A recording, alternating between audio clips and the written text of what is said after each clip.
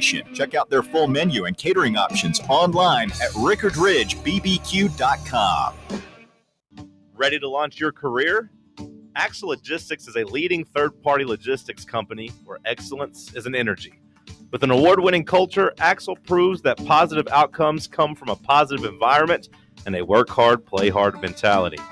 At Axle, the drive for success is infectious. And with an uncapped commission structure, hard work isn't just noticed, it's rewarded.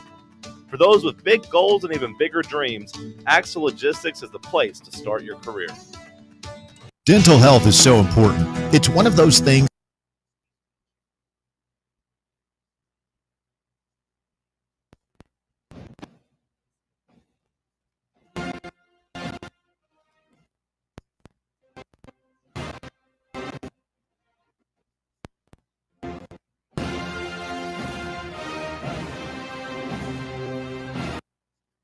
(539-1776) and tell them Fan Run Radio sent you. You're listening to FM 105.7 and AM 1340, WKGN Knoxville, and W289CU Knoxville, Fan Run Radio.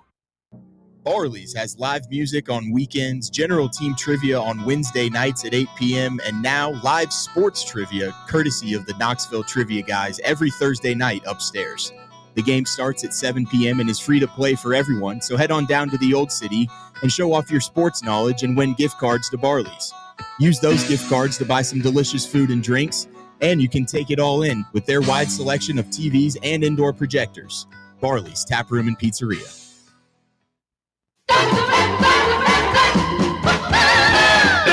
WKGN 1340. Go Balls! You're tuned in to East Tennessee's premier sports radio call-in show. This is The Drive.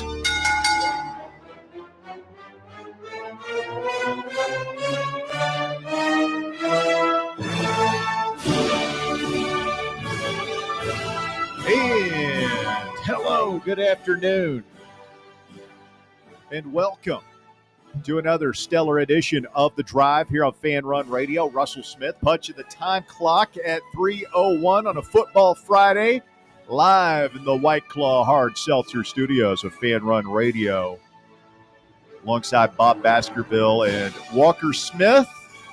We get ready for another 3-hour tour. Finally got rid of that bear guy. Thank God. He would never leave. After yesterday, felt like I got dumber by the end of that show. Jeez. We're not even 2 minutes in. Oh, shots fired. Nah, we missed Bear. Maybe Bob will finally get a chance to get a word in edgewise. Maybe. We'll see. 865-966-3435, your number to get on the show this afternoon. Logan Quinton coming up in hour number 2. We'll get a preview of your Friday night lights action in high school football. And if you are all very well behaved, coming up in hour number 3, we'll go out to the desert. And again, if you're good, perhaps the Sheik will bless us with a winner or two. We got Cover Boys coming up tonight at 8 p.m. after overtime here on Fan Run Radio. So we'll let Haji come on and promote that. But other than that, y'all know what we're doing. College football, week 2. It is upon us, Bob. Are you excited? It's not really a great slate, is it? No, it's not. That's just I'm looking through it this morning, and I feel like I'm missing something. And the thing that sucks is like the matchups that are somewhat intriguing are all in that 3:30 window during our game. Yeah, have you heard anything about the possibility that our game may get moved like down into the day because of the weather? No, but I mean, we talked about this yesterday after the show here. We were just hanging around, and if the weather is tomorrow like it was yesterday, then I don't believe in jinxing, so I'll just say it. That's got weather delay written all over it.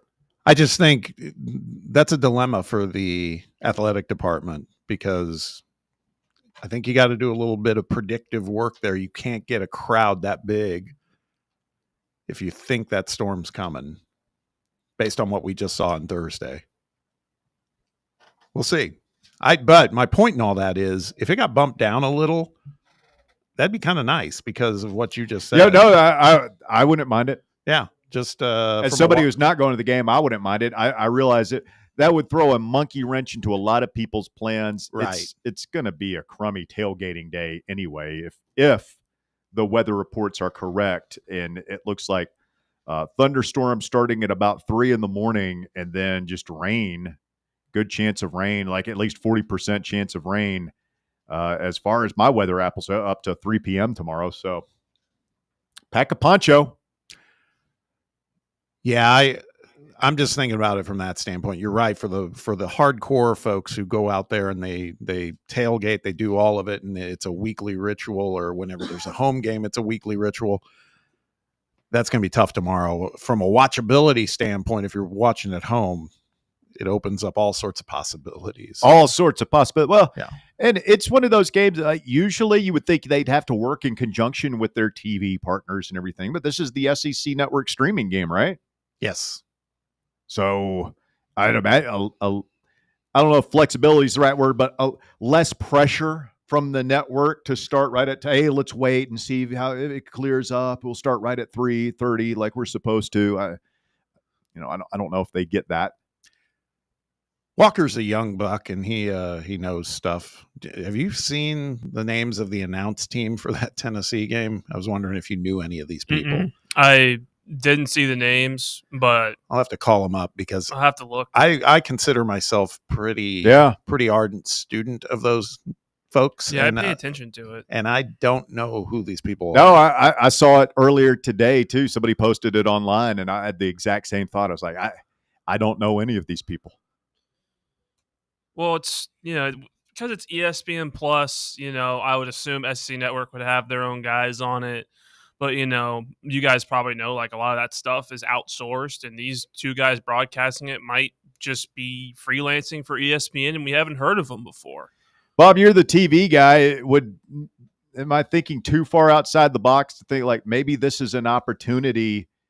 You know how those early season baseball games, when it's it's a student broadcaster, Andy Brock, who used to work with us here at Fan Run, and like Cody Hahn, and it's a hyper localized thing. Would this not be a good opportunity to put a couple of former Vols in the booth and just let them have at it?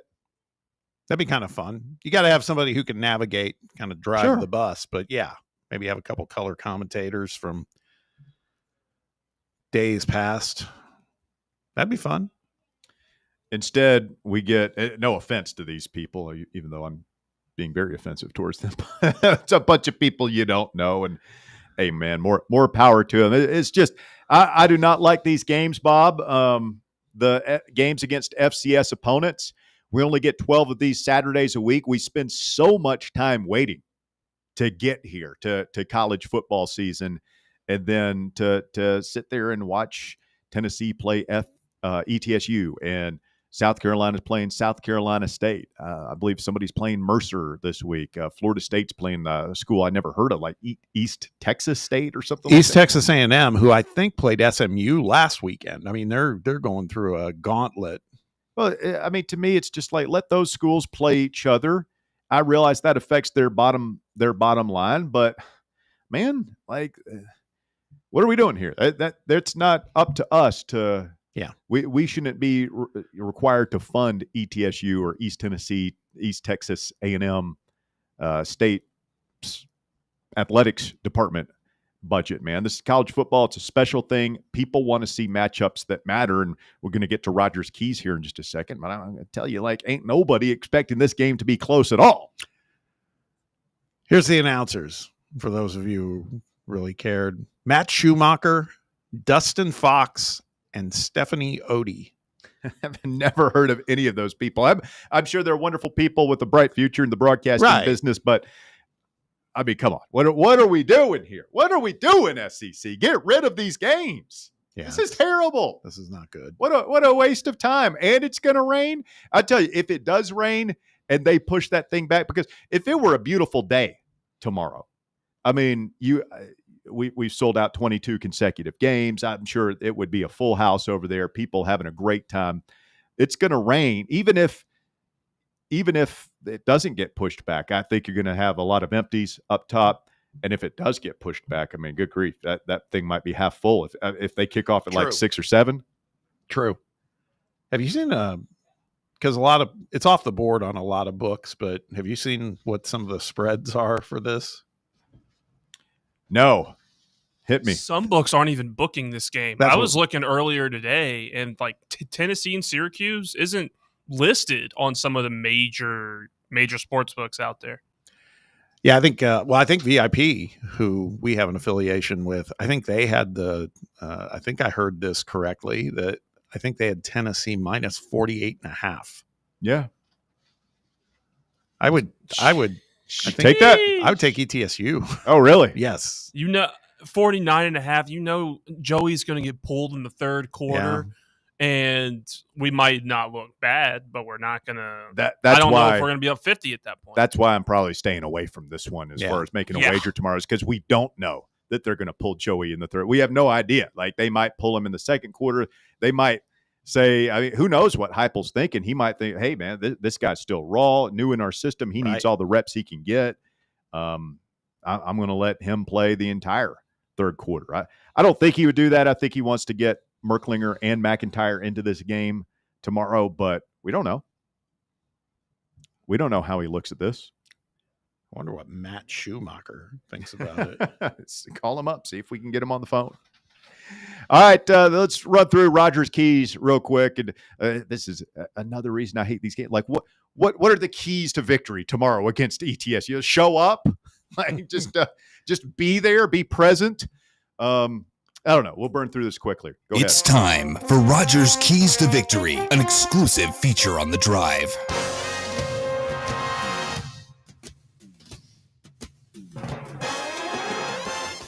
Number 1, bury them quickly.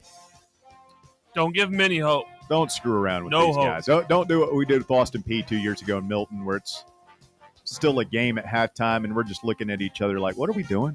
What is this now? Yep. Make them regret getting off the bus. Jump on these guys, put them in a chokehold, put 4 touchdowns on the board in the first quarter, and let's do the thing here, man. There should be no drama by the time we get to halftime. The only drama at the halftime chat should be, how much Joey do we see?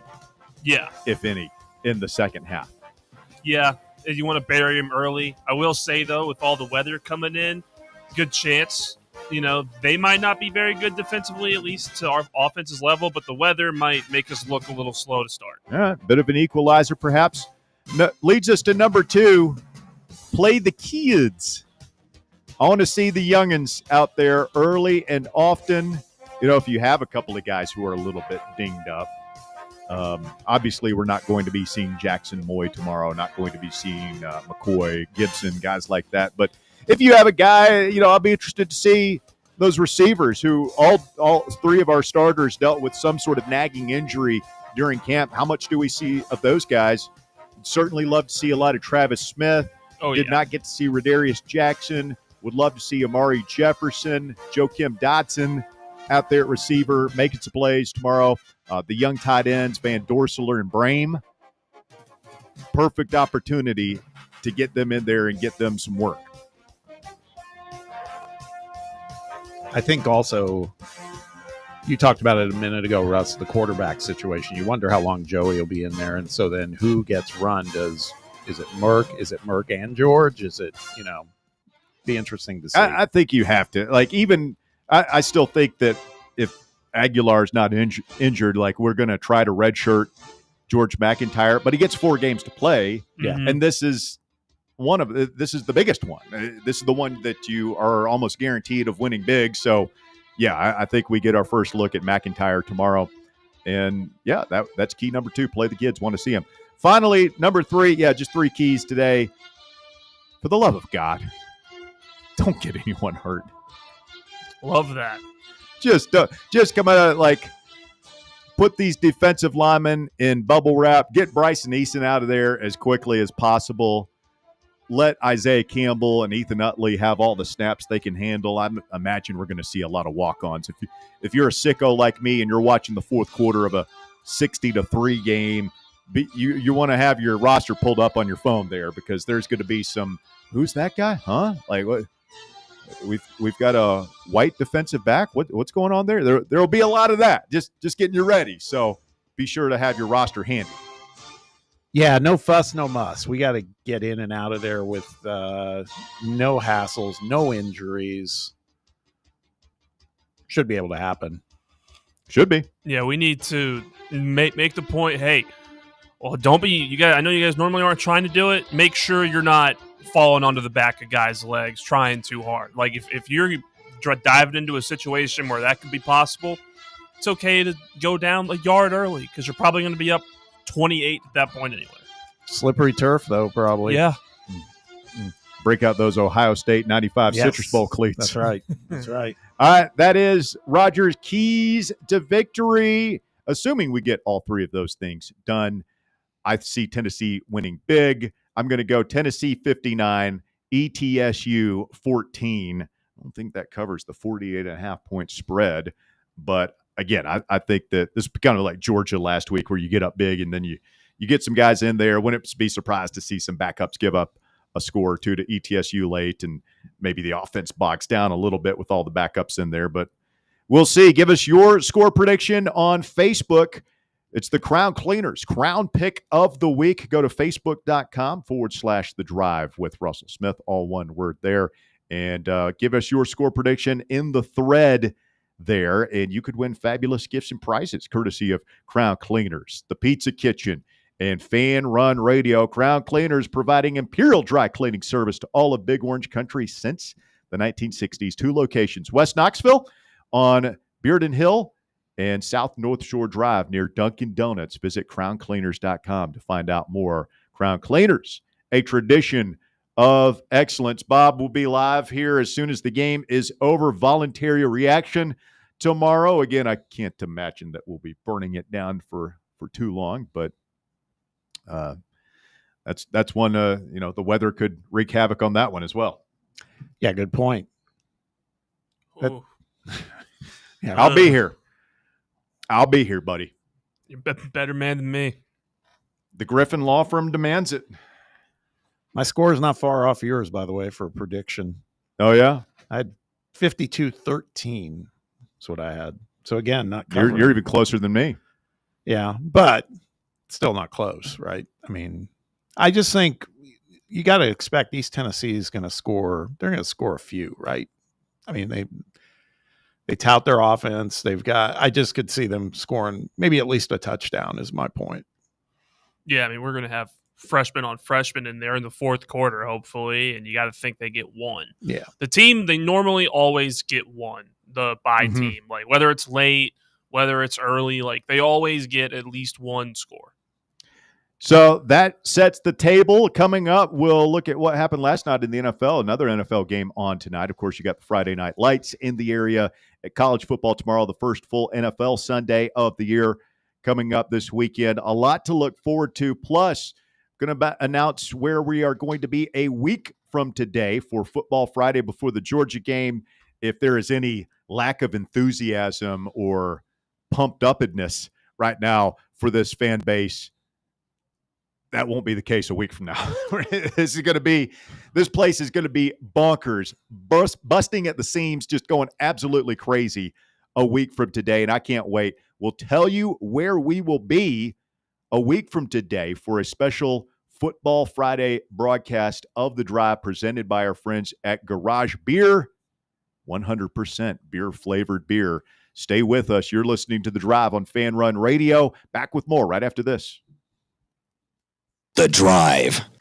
Can't get enough Fan Run Radio? Download the free Fan Run app and take the best Tennessee sports conversations with you wherever you go.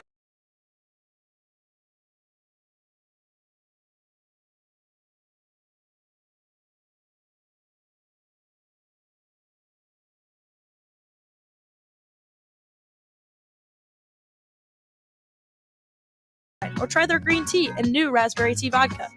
Find the can with the sunset stripes this season. Surfside iced tea and vodka, sold at bars, restaurants, and stores near you. Surfside iced tea and vodka, sunshine in a can. Must be 21 or older. Enjoy responsibly. Located in Knoxville's historic Old City, Barley's offers great food, live music, the best draft beer selection in town, and now your new favorite place to watch sports.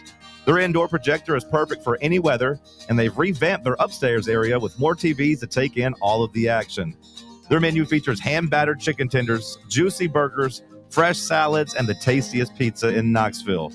You can enjoy their happy hour drink specials daily from open until 6 p.m. Barley's Tap Room and Pizzeria. Rickard Ridge Barbecue, located in beautiful Cove Lake State Park. Rickard Ridge is home of the best ribs in the volunteer state. Smoked daily by pitmaster Mark Rickard. The barbecue at Rickard Ridge is mouth-watering, fall-off-the-bone delicious. Take the scenic drive up I-75 to exit 134 for directions and to look at the rest of the menu. Visit Rickard Ridge online at rickardridgebbq.com. Hi, I'm Bo Kregner from the Kregner Group. Are you looking to buy or sell a home? Whether you're upgrading, downsizing, or just need a change, it's never been more important to have experienced, trustworthy representation in the real estate process. So if you have any real estate questions, I'd love the opportunity to earn your trust. Call me anytime for a free chat, 865-742-1035, or find me online at bonowshouses.com. The Kregner Group, real estate the right way. For over 3 years, Crumble Cookies has served the Knoxville area. From Clinton Highway to Parkside Drive, even our friends out in Maryville have reached you, our fans, with the best cookies in the game. This fall, Crumble is gearing up for yet another fantastic season. Whether you're tailgating or looking for a pick-me-up after getting the kids from school, Crumble has you covered. Download the Crumble app to check out this week's rewards and features. And stop on by. Tell them Fan Run sent you, but don't miss the cookies. Is your smile ready for the spotlight? Hi, I'm Dr. Jacob Wilco, and at Knoxville Smiles, we make every visit a reason to smile. From routine cleanings to dazzling cosmetic treatments, our experienced team uses the latest technology to keep your teeth healthy and your smile bright. With a warm, welcoming atmosphere and personalized care, we're here to make sure you leave feeling your best. Don't wait. Your perfect smile is just a call away. Book your appointment today at 865-539-1776 or online at knoxvillesmiles.com. Smile brighter with Knoxville Smiles. Good afternoon. Starting to build already on all the major outbound routes. A little bit of radar at times. I-40 out through Sevier County into Jefferson County on I-40 as you travel up through the Dandridge area. Could see a lot of radar this weekend as it gets heavier out here on 40 East up the hill at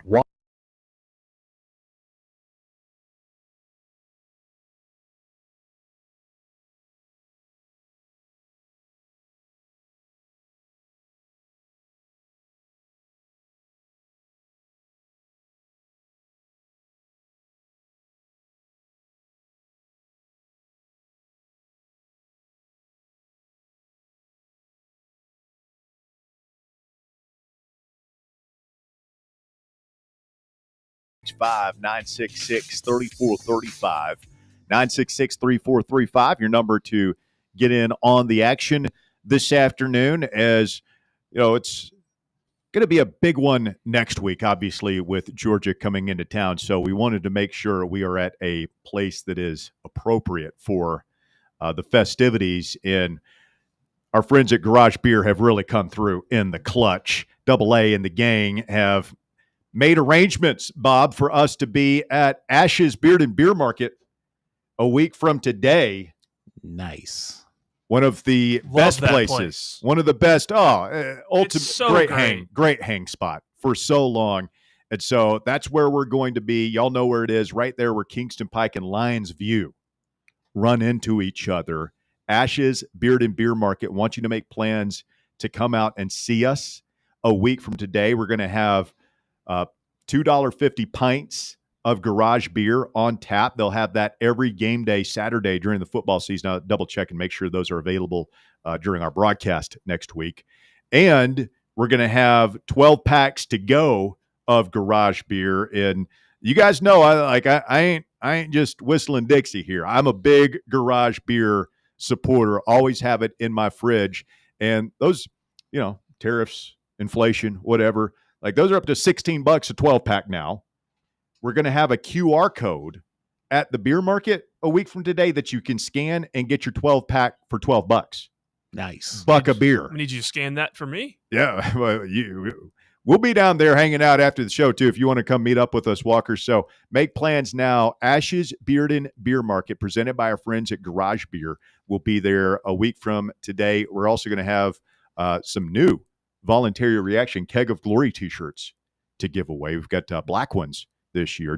We're going dark mode for the Keg of Glory. So come out, pick one of those up, and register to win Garage Beer prizes, including this pretty cool retro tailgate chair that they've got. Bob, check that thing out there. What do you think of that? That's nice. That needs to go on my patio back there, Stately Smith Manor. I mean, I've got a little pouch there for my garage beer, a little place there for my butt, and it's old school too. It's that old retro weave thing. Yeah, I love it. Yeah, so come out. You can win that bad boy. A couple of other things. We'll be giving away garage beer koozies and stuff like that. So want you to come out and support the brand. That's 1 week from today, 3 to 6 at Ash's Bearden Beer Market, Kingston Pike and Lions View, 3 to 6 here on Fan Run Radio. Got something on the text box, and this goes back to what we were talking about in the last segment when we were talking about the keys to playing ETSU, and one of the keys was maybe more a question like, God, do we have to play these games? But Hunter weighed in with something that is interesting. I think it's a fair point. He wrote, I know you all have your stance on big teams playing small teams, but there's an ecosystem to protect. You say it's not up to us to fund these programs. Okay, well, then those schools cut their football programs. Who are you going to use to fill out your rosters? Smaller schools provide immense value to the greater college football ecosystem. And if you begrudge the NFLization of college sports, you can't push out 80% of the sport. I don't like it, but you can say it sounds harsh, but I'll never forget. This was my welcome to the big business of college athletics moment. This was 15 years ago. We were doing the show live down at SEC Media Days, and the great Mike Slife, the late great Mike Slife, would go around, and he was older at this time, but he would sit for interviews. He made it a point to do an interview with every radio show that came to Media Days. And you're in there for four days. And so like he would just make the rounds, and he would just he was like is indefatigable, like whatever I'm trying to say, like he was indefatigable. Sounds so much better. He was that. And he would just go up and down that hallway doing these interviews. Anyway, I'm talking to Mike Slive, and I make the same question. I'm like, Mike, I said in my most idealistic voice, what about the ETSUs and Austin Peay's of the world? What will happen as we, continue to grow this SEC? And he just looked at me like I was a complete idiot. He's like, son, I'm the commissioner of the SEC. That is not my concern. Show this man the door. Yes. And I was like, oh, I get it. As I looked into his cold, dark eyes and realized that he had zero compassion for those brands. And look, man, like they'll be okay. The uniforms might not be as nice. The stadiums might not be as nice. You might not be able to pull it up on streaming. Guess what? You'll have to get off your rear end and drive to Johnson City to go to the game if you want to see it. And it'll be a little bit tougher, but like as far as those kids, who do we rely on to play, like to bring up? We don't bring up that many. Like that has not been who are the transfers on this year's team? We got Joey Aguilar from UCLA/Appy State. I know he worked his way up from JUCO.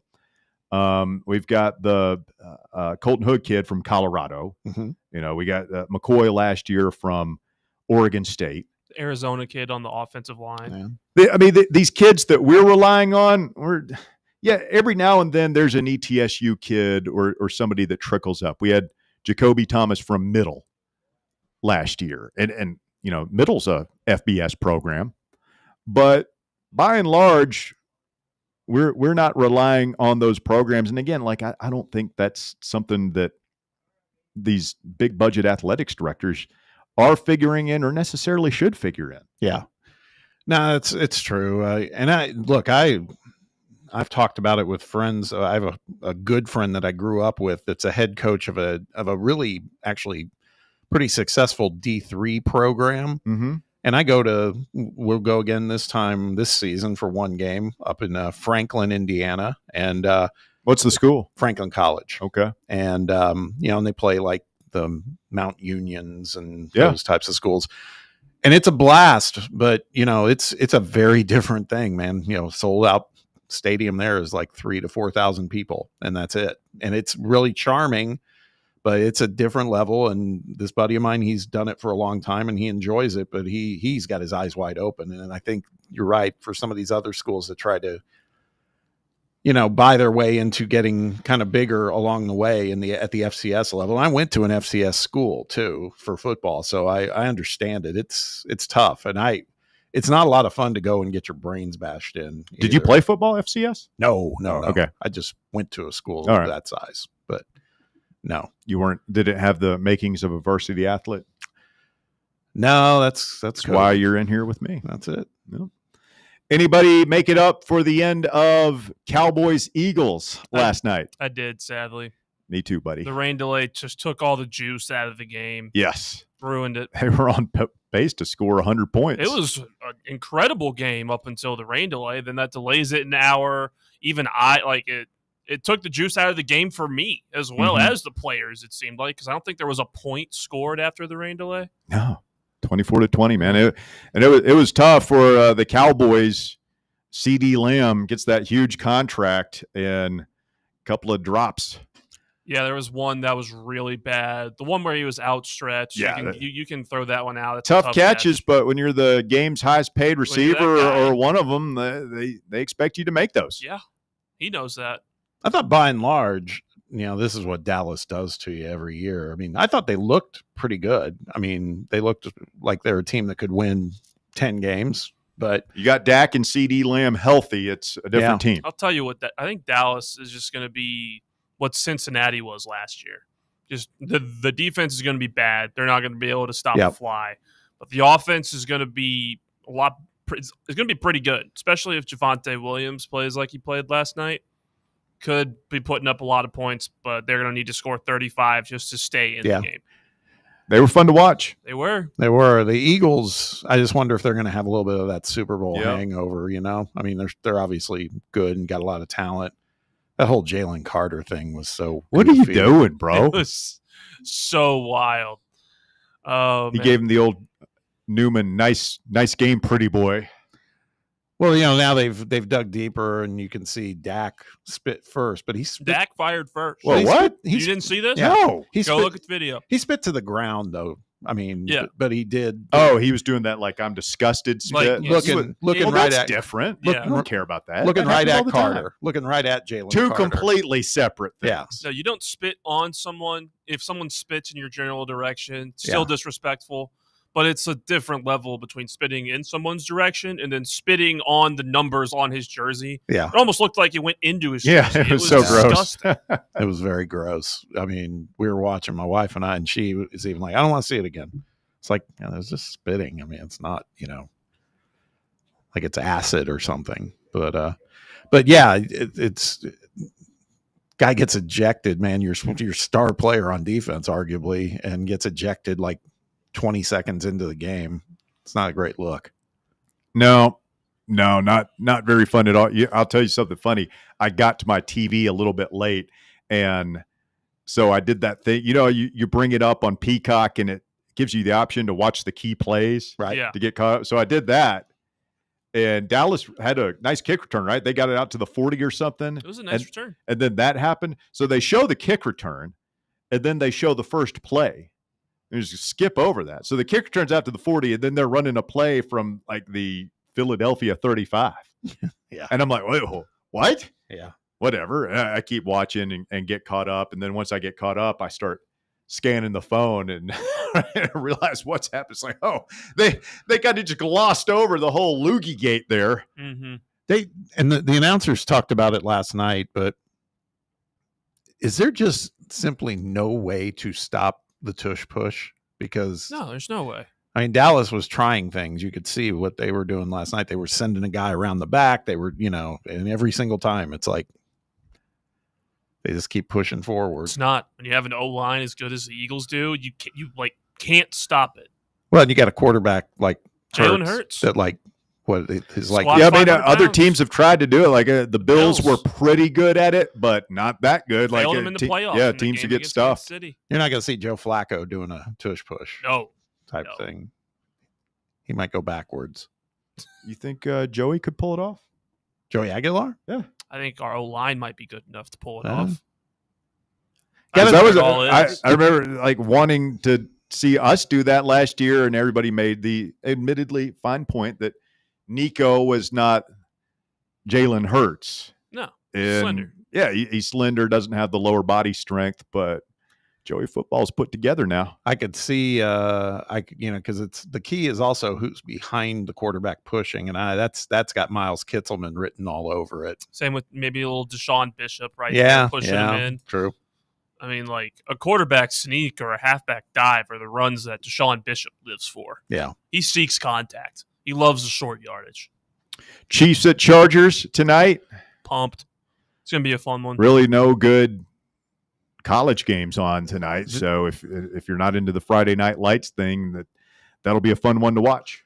This is the first game that, the way the NFL's touting it is you are able to watch this.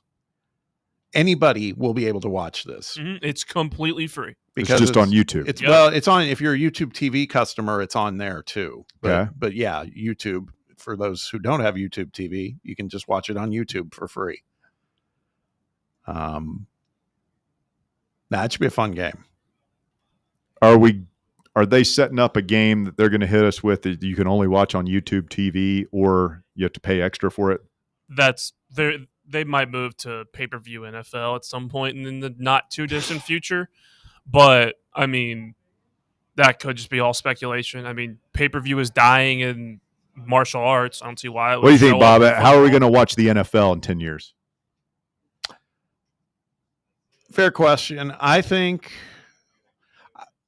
it's still going to be, I saw a statistic, and this blows my mind. Like over 90% of the NFL games are still available on broadcast TV, which is crazy.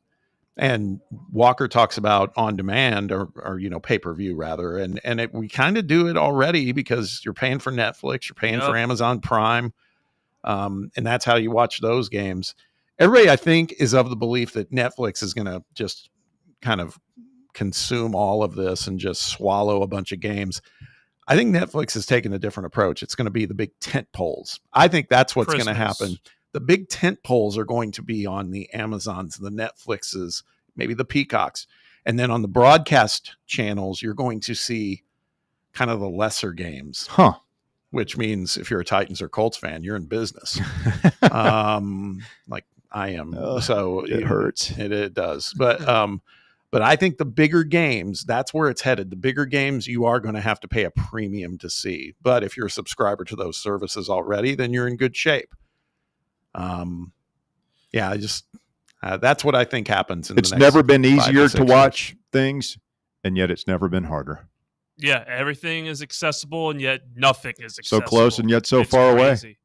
What's interesting about it is, and the NFL, they've dished out all their new games to these different platforms. Netflix is involved, Amazon is involved. I'm sure Apple's going to want to get involved in football at some point. Google owns most of it, and yet they're still not going to be able to completely eliminate local broadcast media. Same thing that happens in baseball. That's why there's blackouts, and you can't get all the games on there. Like the games are blacked out on YouTube TV that are on cable in your local area. That's stuff that's not going to go away unless broadcast TV goes away.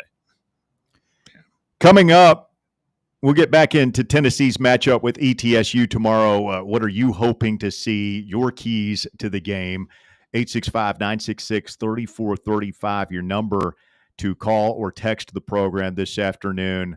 Plus, we hit on this briefly yesterday, Bob, and it is getting a lot of conversation going online, but Bruce Pearl says he is nearing the end of his coaching career, has 5 years left on his contract, doesn't know if he's going to finish it out as speculation continues to swirl that the one-time Tennessee basketball coach will enter a career in politics. Oh, man. Bruce Pearl. Yeah. heading from one cesspool to another. What world we sounds live in. like the world of college basketball to the world of politics and the federal government. We'll talk about it when we continue. You're listening to The Drive. Stay with us. Back with more right after this. The Drive. 105.7 FM, 1340 AM. Online at fanrunradio.com and streaming on the free Fan Run Radio app. This is Fan Run Radio, Knoxville. When it's past high noon, it's time for a vodka soda made with a vodka you've actually heard of. I'm talking White Claw vodka soda made with White Claw premium vodka. JB Smooth only drinks vodka soda made with the world's smoothest vodka. And you can too. Pick you up a bottle of the triple wave filtered vodka that's been distilled 5 times. White Claw Premium Vodka comes in 4 flavors: black cherry, mango, pineapple, and just vodka. You haven't had vodka like this. No one has. White Claw Premium Vodka. Please drink responsibly. The number one problem we see at our clinic is delaying treatment. ED can get worse. Book your appointment right now. Call 865-544-8220.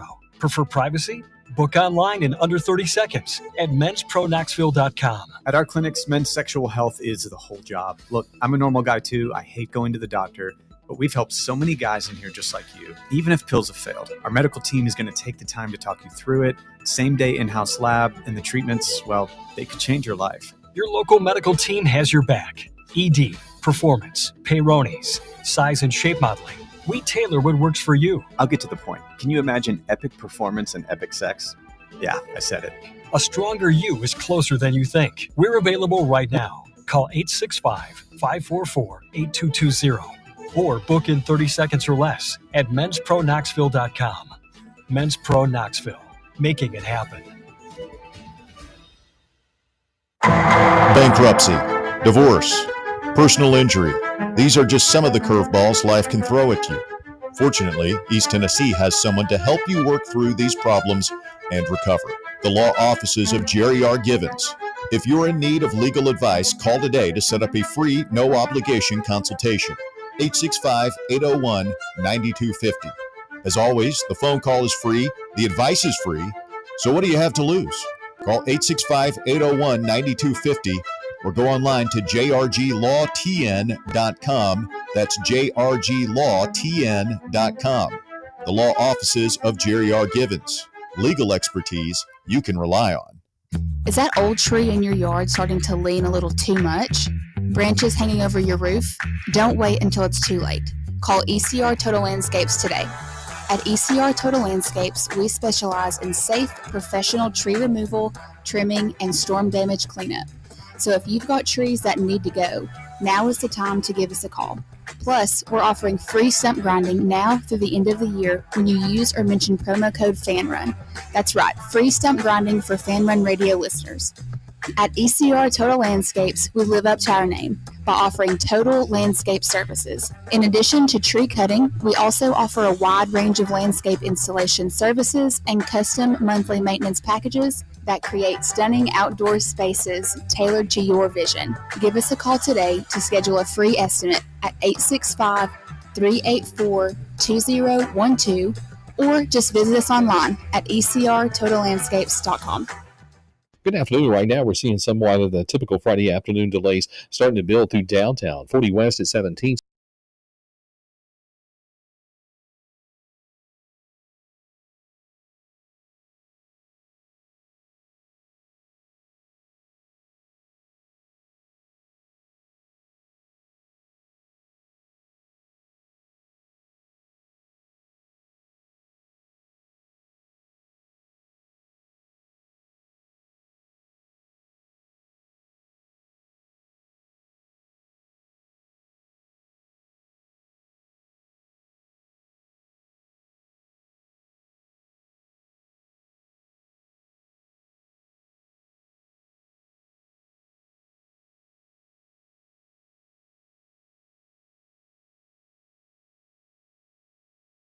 Cocktail, yeah. Remember that? He's just like moving up and down the bar. It's impressive. Walker Smith cooking up a talk radio stew this afternoon here on Fan Run Radio as we get back to it here today on The Drive.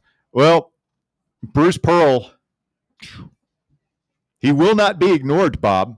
No. Auburn's basketball coach has been speculated a while now that he might be running for, is it Senate or Congress? U.S. Senate.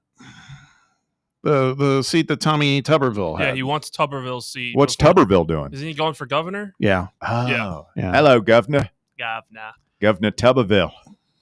Oh, that is a good British governor name.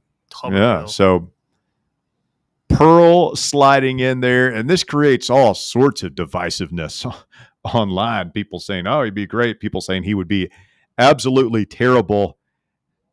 I don't know. I do feel like we would be losing one of the great characters in college basketball. Oh, yeah. And I end up despising most politicians. I don't want to despise Bruce Pearl. He's the one coach that's coached at one of our rivals that I'm not going to say I'm a fan anymore, but man, he brings a lot of color to the league, doesn't he? Sure, he does. He does. And I'll always be grateful for what he did in terms of kind of resuscitating basketball here. Always. Never lost on me. But him going into politics is kind of weird. Kind of weird. Yeah. You see him up there on the stage debating somebody, and I'm telling you, Bob, like if that guy wins, and do you think he would win? Think he wins down there if he runs as a conservative Republican? Yeah. No, absolutely. I think he absolutely would. Let me ask you this. Is it too far out of the realm? Because he's a likable guy. I think he's much smarter than Tuberville. Yeah. Like regardless, I don't even know what his positions are. I'm guessing, the Israel thing obviously is at the forefront of his mind. And I tend to agree with him on that.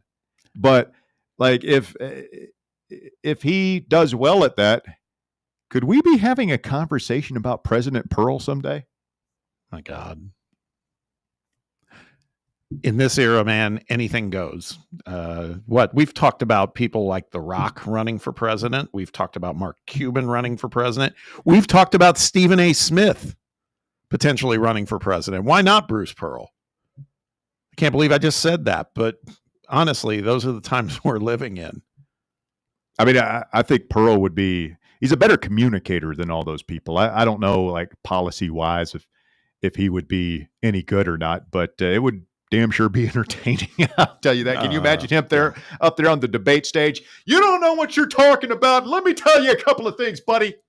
I posted something earlier today when this started getting some traction. I mean, this happened a couple days ago. He was talking with John Rothstein of CBS, and that's where this came up. And there's been other angles on the topic floating around. So now it's gaining some traction. And I just said, man, for a while I was thinking it was just scuttlebutt, but man, maybe it is real. And then you get some comments. Let's just say this, overstating the obvious, but Bruce Pearl's a polarizing character because some people... Maybe he belongs in politics. Yeah, some people said that. There was another one who wrote in and said an awful human being, capital letters on awful. Folks here in Alabama will vote him right on in, and him and Tuberville will take this state back to 1945. Then some other ones that rather not talk about. But again, in this era, why not, man? Why not? I mean, I'm just trying to picture Bruce and Brandy in the Oval Office, kicking his feet up on the Resolute desk, hand on the button, telling the Russians to get their nukes out of Ukraine. Getting fired up and ripping his shirt off. Yeah, painting his face red, white, and blue. That's it. I just picture him like in a debate, like towards the end of the debate, he's got that voice he has, when he's completely lost his voice after a big game. In the middle of like the post game, he's like, I really respect that team. They play really hard. I just expect that type of like dead, raspy voice, Bruce Pearl, at the end of a debate. We might reach a new level for like sweat at a debate. Could see him like sweating through his suit and just. I'm here to smash the competition. That's right. Smashed. He gets like pissed off during the middle of a debate. He starts going off on the guy like he's going off on a ref. Like they made a bad call and he just loses it. Smash! Oh man. Brucifer. Great for content. Part of me wants to see it just because of entertainment.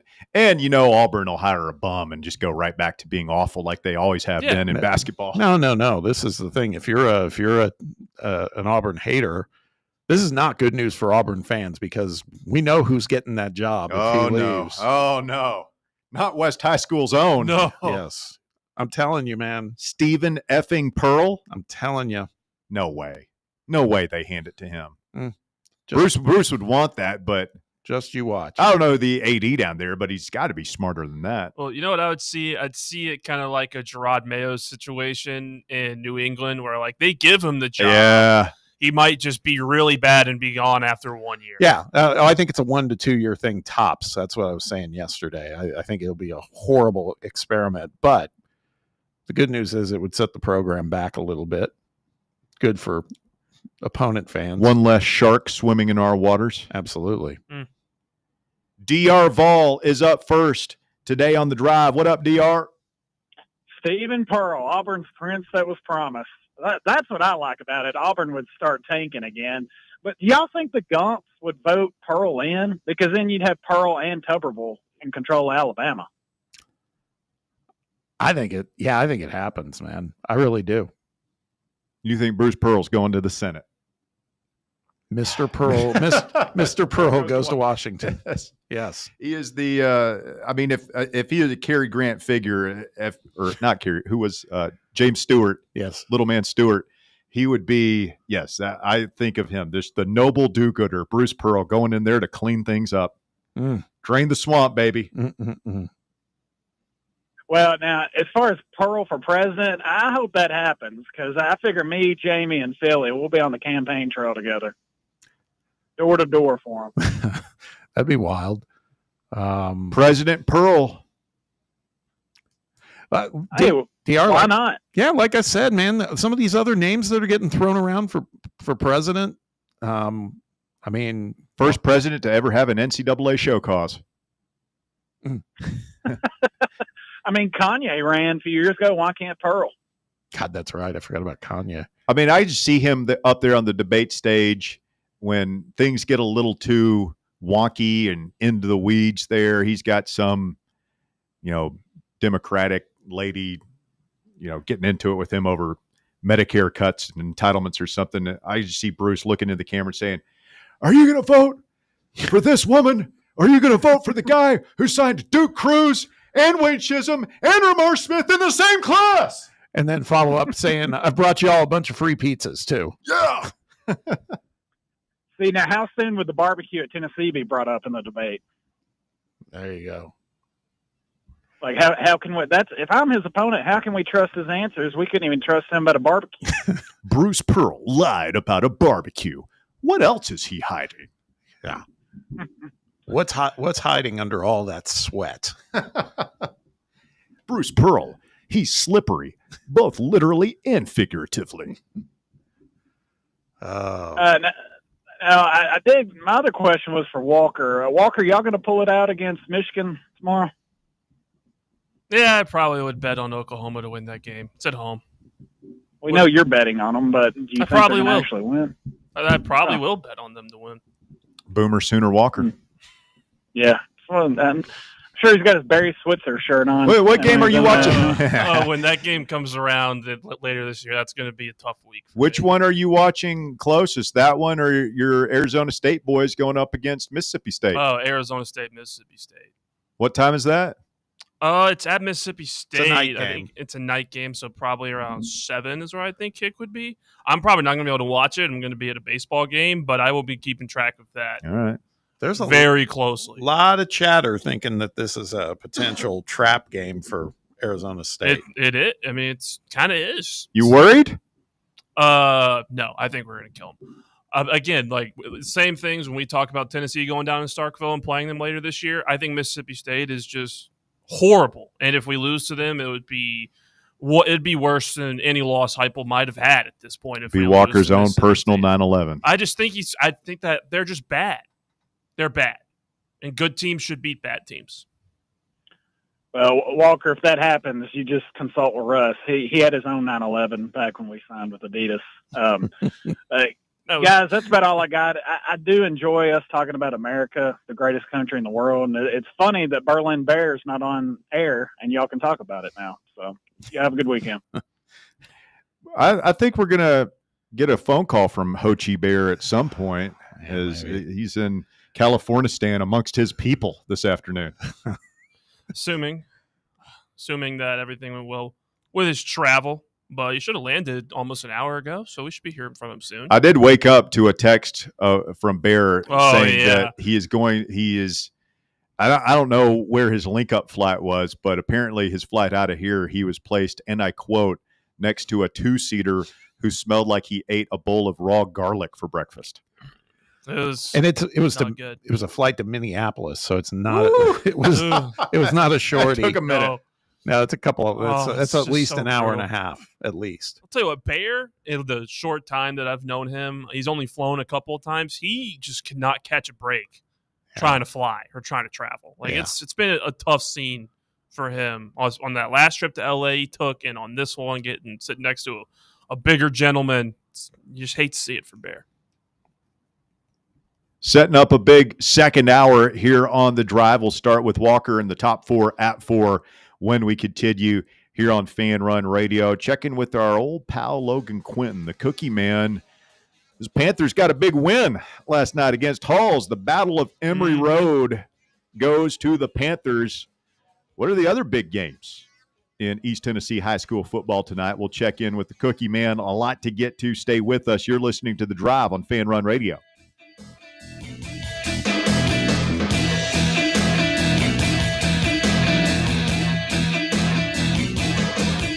The Drive. The voluntary reaction. This football season, tune into Big Orange Country's post-game radio free-for-all, The Voluntary Reaction, presented by the Griffin Law Firm. We'll be live on the Fan Run Radio app as soon as every UT game is over, taking your calls and breaking down the game to levels that can only be described as beyond scientific. So tune in and drink with us from the keg of glory, or drown in the pool of despair. The Voluntary Reaction on Fan Run Radio. The Voluntary Reaction. Raw, unfiltered, real. North Knox Siding and Windows is a complete exterior home improvement company that can help you with all your home exterior needs. If your home needs new siding, windows, doors, gutters, handrails, a deck, or a new roof, then give my friends at North Knox Siding and Windows a call at 865-689-0505. You can also visit their showroom at 5618 North Broadway. Locally owned and operated, and proudly serving all of Knoxville and the surrounding areas, North Knox Siding and Windows. Online at northknoxsidingandwindows.com. Tired of waiting for the weekend or good weather to play around? From casual to committed, Back 9 Golf has got you covered. Open to the public and offering flexible membership opportunities, they offer 24/7 access to 5 different simulators, providing cutting-edge technology, instant swing feedback, fun mini games, and a wide variety of courses to choose from. Perfect for that solo round you want after work, or swing by with food and drinks for an afternoon with friends and family. No stressful tee times, no rain delays. It's Back 9 Golf your way. Book your tee time now at theback9golf.com. Citizens National Bank. We believe a good game plan is essential for success. With a CNB Plus Perks checking account, you'll save money with cell phone protection, roadside assistance, identity theft protection, and more. Banking at CNB has its perks. Find out more at cnbtn.com. Citizens National Bank. Banking never felt so good. Member FDIC. A brand built in Tennessee and born from the love of the game. Inward Half revolutionizes golfing comfort. Crafted by a former pro and dedicated enthusiast just like you, our luxury performance wear guarantees you stay cool and comfortable through every swing and every day. We're not just a brand. We've set out to create a lifestyle for those who understand that impeccable style and premium performance are a hole-in-one. Enjoy the walk-in with Inward Half.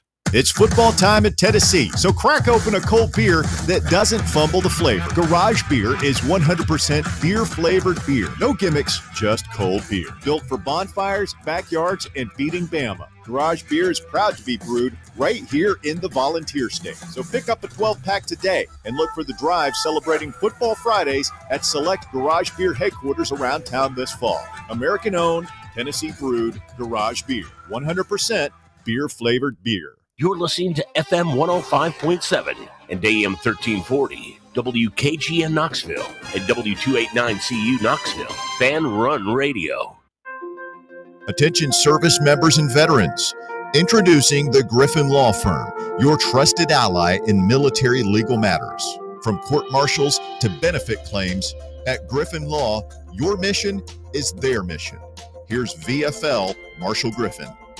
As a veteran and retired military attorney, I've successfully defended lifelong benefits and helped preserve professional futures. So I know that when you hire a military justice lawyer, you maximize your chance to get relief. With my unique experience, I can advocate for you because there's no military matter that's too big or too small. Let us help you make these critical decisions that could affect the rest of your life.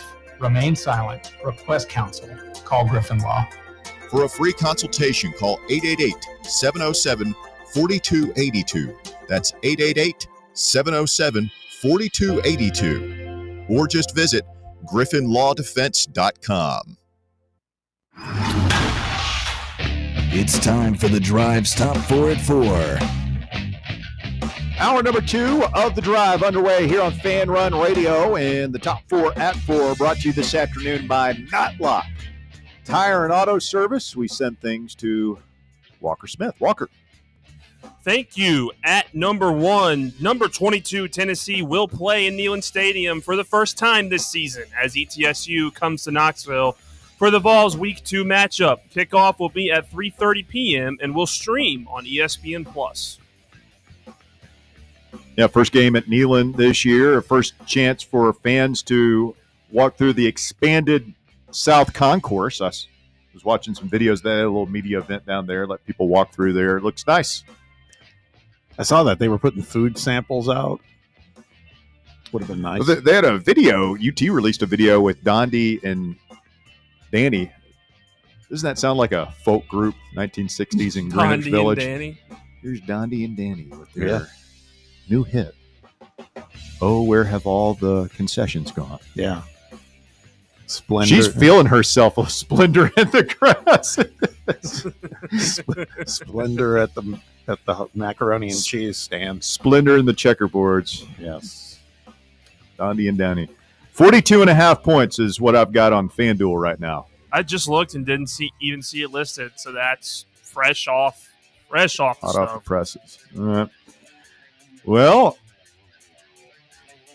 we'll see. I've got Tennessee, what did I say? 59-7? You said 14. 59-14. So that'd cover.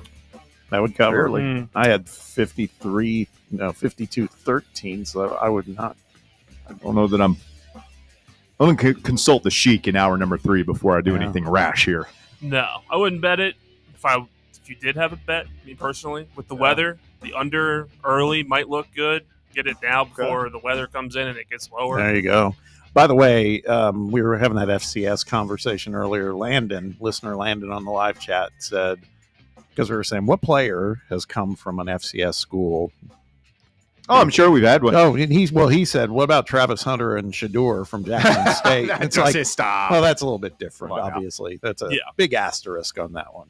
We do have a kid, Tommy Winton, on this year's team who a lot of people think, like, if there were injuries at wide receiver that could actually play a little bit, who played at Catholic and went to ETSU and ended up walking on here, but is a nice player. I'm sure if we went back and looked at it, that there's a FCS guy or two that we've taken as a transfer that's actually played here. Yeah. Nobody's jumping off the top of my head, but maybe an alert listener will let us know if we're missing anybody. It happens, man. Those guys get to the NFL all the time. Yeah. Mm-hmm. Not all the time, but every now and then you see an FCS guy get through, play in the National Football League. So there's talent down there, and I don't think that'll go away if these games go away. No. At number 2, Eagles standout defensive tackle Jalen Carter was ejected from Thursday night's 24-20 win against the Dallas Cowboys before the first play from scrimmage. Carter and Cowboys quarterback Dak Prescott got face-to-face following the opening kick, and Carter spit on Prescott as the two began to separate. Later, video showed Prescott spitting in the direction of Carter and the Eagles' defense before Carter spit on him. What would you expect from a Georgia Bulldog? It's dirty behavior from a dirty player. Another little note on the live chat from listener Todd said, let's just hope Carter didn't drive home afterwards. Yeah, let's hope he waited a little bit before driving home. At number 3, North Carolina and first-year coach Bill Belichick have banned the New England Patriots staff from accessing the Tar Heels program, sources told ESPN. When reached out to by ESPN, North Carolina football general manager Michael Lombardi said, quote, "Good luck," and then hung up the phone. UNC also declined to comment. ESPN reported that UNC GM Mike Lombardi and Assistant Director of Player Personnel France Jordan told the Patriots that they would be banned from the UNC a day before one of their scouts was scheduled to watch an August football practice in Chapel Hill. Hashtag petty. I mean, that's unbelievable, man. It's crazy. Yeah. And another thing, like other NFL teams have had scouts there at their practices. There have been increased restrictions on them, but the Patriots are the only ones that they're shutting out. Yeah, I saw a interview with Mike Vrabel or a press conference yesterday. They asked him about it, and he's like, I'm not getting into that right now. I've got a game this weekend. But he did say, we'll just have to find other ways to get information on players that we want to scout from North Carolina. It's tough. It has just gotten beyond petty. What do you think his players think about that? Here's one potential employer that could draft me to the National Football League, and you're not going to let them come onto campus and scout me? I thought we were the 32nd NFL team, or 33rd NFL team, whatever nonsense he was selling. I have no idea. It's at a certain point, it's the drama has just got to stop with Bill Belichick. They just got to focus on winning football games. You would think so. Yeah. And at number 4, the men's semifinals are today at the U.S. Open. First off, Carlos Alcaraz and Novak Djokovic are playing right now as the two are on serve in the first. Later on, top seed Jannik Sinner takes on Felix Auger-Aliassime at 8 p.m. for the last spot in Sunday's final. You going to be up watching that one? I actually might. I'm locked in on this Joker-Alcaraz match right now. Yeah, that's a good one. Yeah, I think Alcaraz actually just went up a break, so he might be about to. What, the women's finals, Sabalenka and an American, right? I think. I thought both the Americans lost yesterday. I'll have to go look. Yeah. But no, I definitely know Sabalenka won that, if I'm not mistaken. Or it might be an All-American final. No, Sabalenka for sure won. Okay. And that concludes tennis talk here on The Drive. Not into it? Hopefully. I do watch the women more than the men these days. It's just me. That is the top 4 at 4. It's brought to you by Matlock Tire and Auto Service. 5 locations to serve you here in East Tennessee. They're in Farragut, Lenoir City, Maryville, Athens, and Hardin Valley. Matlock Tire since 1953, over 70 years serving East Tennessee. It's where I go whenever I've got to get new tires on my car. It's also where I go for oil changes, tire rotation. I need to work on the AC. Anything that goes wrong with the car, Matlock Tire can handle it. They're the home of the price match guarantee. That means you can bring in any competitor's ad, and they'll match the exact same tire for the exact same price. That's Matlock Tire going the extra mile for you. You can schedule your service online today at matlocktireservice.com. Be sure to tell them Fan Run Radio sent you. Russell and Bob Walker Smith hanging out with you here on a Football Friday edition of The Drive. Getting ready for ETSU tomorrow. A little voluntary reaction afterwards. Going to be a good day here on Fan Run Radio. Let's get a call from Jamie. Good afternoon, Jamie. Oh, he dropped just Jamie. now. Might call back in a little bit. Right, I'll Jamie. let you know. Give us a shout back. 865-966-3435. If you want to chime in, couple lines available. 966-3435. I've been given an AI version of Bruce Pearl, clean-shaven Bruce Pearl. I forgot what that looked like at the Resolute desk in the Oval Office. Shout out to alert listener Jason for that one. That is spooky. These AI fakes are so good now, man. I can't tell what's real and what's not anymore. Very good. They're very good. That's going to haunt me, seeing that picture. Wait till you see it in real life, buddy. All right, I think we've got Jamie back here. Let's bring in Kronos to get ahead of the clock mismanagement that we'll inevitably see and will haunt his dreams tomorrow. What up, Jamie? What up, homie? Russ? Yes. Russ? Yes. I'm Stevie level excited about Bruce Pearl being president of the United States. Best president since Lincoln? Since Trump. Have we had a Jewish president before? Oh, I'm sure they're all Jewish. What are you talking about? Yeah, I don't know. I'm trying to think. You think all the presidents are Jewish? Oh, I don't know. I don't think we had. We had a Catholic. I mean, that was like a big deal back in the day. Kennedy being the first Catholic president. Obviously, we had an African American president. Haven't had a woman president. I don't think we've had a Jewish president yet. That's interesting. I love that stuff where, it's like all of our presidents have been former governors or senators, except for a handful, Trump being one of them. I think they've all held some sort of public office before Trump. Do you think America is ready for a president who was a basketball coach? Oh, hell yes. Hell yes. I mean, why somebody to pull for our country? Again, why not, man? We were talking about it earlier, Jamie. They talk about The Rock, who was a professional wrestler and an actor, and talk about Stephen A. Smith. God help us. Mm-hmm. I mean, there's it's like, you don't think Stephen A. could do the job? No, he probably do the job. It would just make my ears bleed. Just oh yeah. Those debates would be wild. Himself. Yeah. No, I'm here for a Pearl versus Stephen A. debate. Oh God. Now that would be worth it. Yeah. Yeah, I mean, I maybe just, if Trump can win twice, I mean, who was the guy with the big ears? Ross Perot? Yes. Ran as as an independent. Personal appearance is not show fodder. No. He sounded like he had some ideas. But anyway, guys, so the weather's going to ruin our opener tomorrow? No, we don't know that. I mean, the forecast is just looking like a lot of rain tomorrow, at least 40% chance. So we are not meteorologists.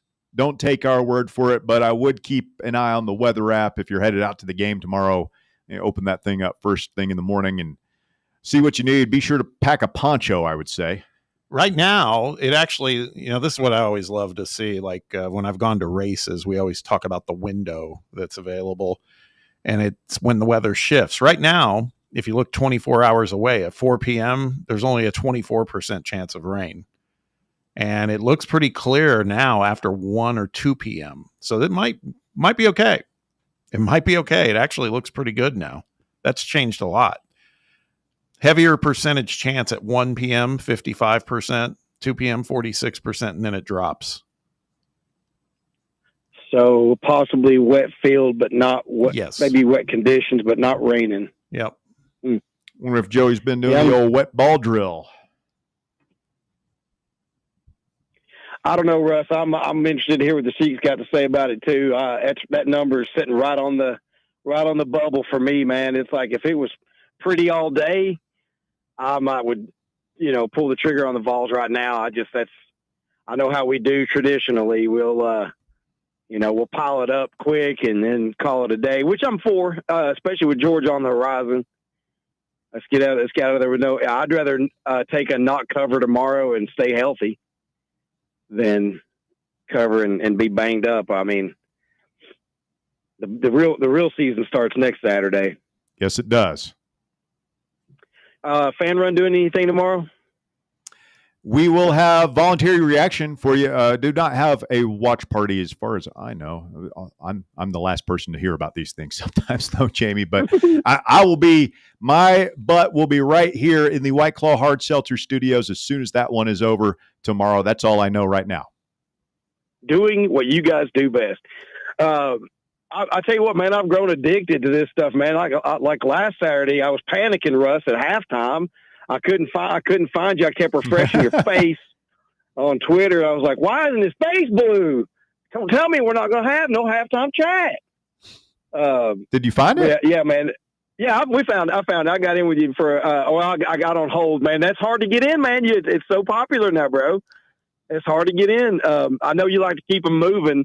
You had a couple of rookies on there last week that you jumped in. Like, I had enough of that. Yeah. Yeah. Somebody said I was very rude to dismiss one guy. I'm like, hey, man, it's the halftime chat. We got to move here, brother. Keep it moving. Yeah. To the Fan Run listeners out there who are not familiar with the halftime chat, guys, it's not like the drive. We don't get to sit back and have a dialogue. You hop in, you hit it, and you get it. We got 20 minutes. Get to it and get out. Yeah, and you move them quick, Russ, and I was with you, and you were very respectful because it seemed like the two guys were kind of like new at the whole thing, and I I was new. I sound stupid even after doing this for as many years as I've been doing it. So don't guys, call back, man. You guys, my first time in, it was cringy. So even my last time in, it was probably cringy too. But we'll put them in the new caller development program. Right. Yeah, we'll help usher them along, man. I'll host, as long as we got some good food. Anyway, guys, I'm looking forward to the Chic and the halftime chat and voluntary reaction. Bob, you going to be in there for any of that? Tomorrow, I don't think so. Okay. Yeah. Yeah, I don't think so at this point. He was invited. He had dinner. He's got to get to dinner. I don't blame you, Bob. Baskerville's a big dinner guy. I am a big dinner guy. So, but yeah, I'll be listening, of course. But of course, yeah. Maybe hit us up. Bob. Let us know what you think. That's right. That's what I did last week. That was fun. I'm wondering if you can talk Cody to come in and get a little time since Bear's not going to be around. We can put the invite out and see what he's. All these guys, when the FCS opponents roll into town, all of a sudden they've got plans. Walker's going to be out of town. Bear's out of town. Cody's got to do whatever Cody's got to do. Bob's got dinner. Nobody wants to do voluntary reaction when ETSU's in town. They'll all be available next week, I guarantee you. Right. If you can do it for the Georgia game, you damn well better be there for the ETSU game. I enjoyed Cody's pregame last year, man. I was hoping that he would reprise that.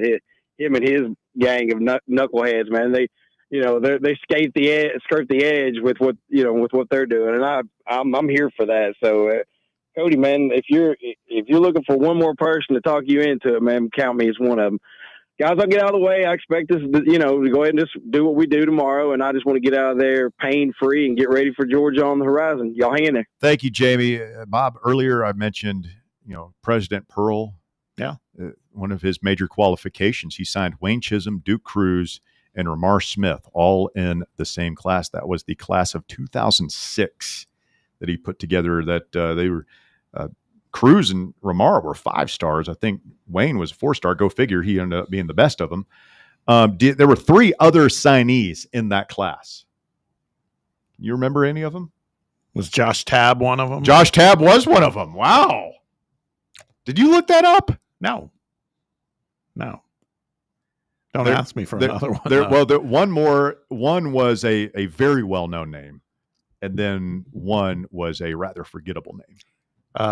Vincent Yarborough? Well, no, he was Jerry Green. That's right. That was That a was couple of Jerry coaches ago. No, Scotty Hobson.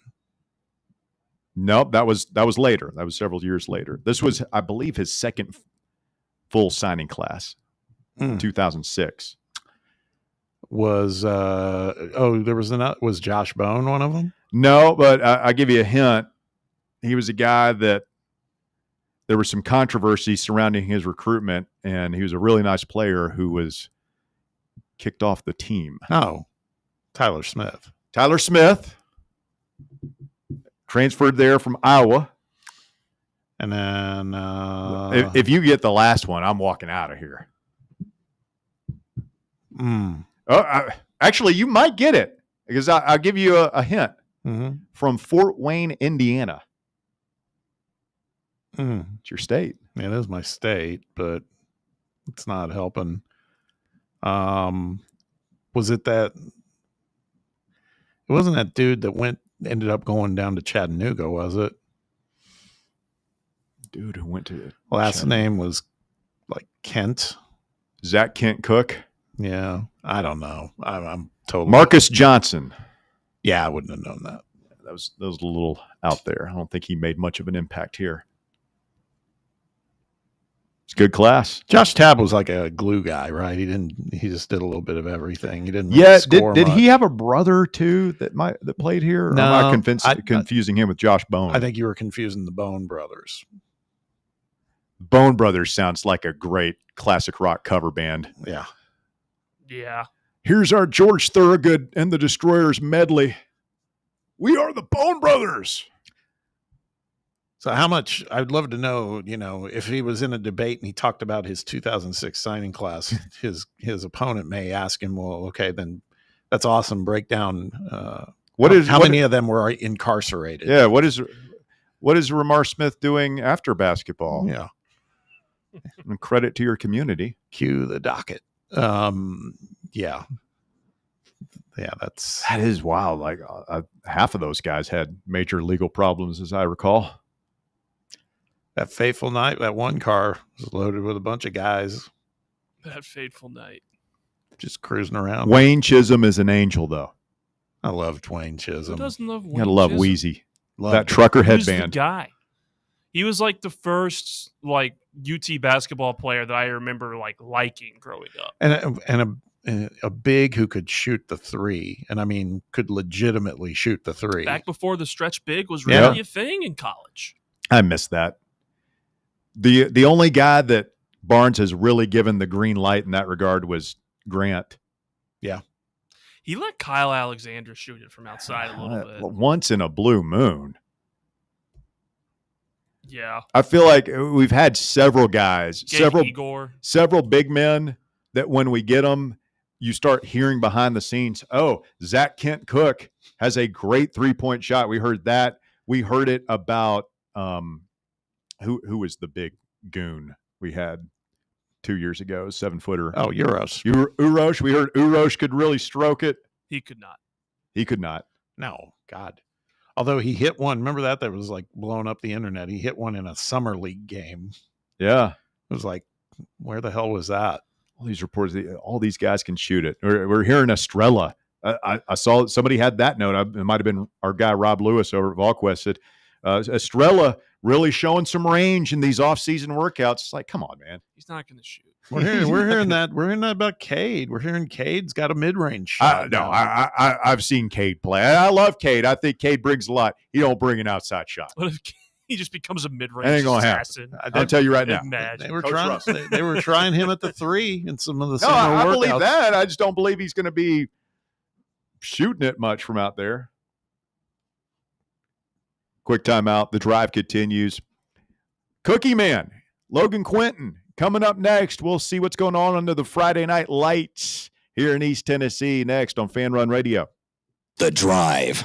You're locked onto Fan Run Radio, 105.7 FM, 1340 AM, and online at fanrunradio.com. Yeehaw! I've been hooting and hollering ever since I started betting with the VIP Play app. VIP Play has more than 200 leagues, every bet type you can imagine, live betting and live hosts, all with 24/7 support from real live people when you need them. Start betting better with the VIP Play app today. Don't be a better, be a better with VIP Play today. Download VIP Play today or head to VIPPlayApp.com.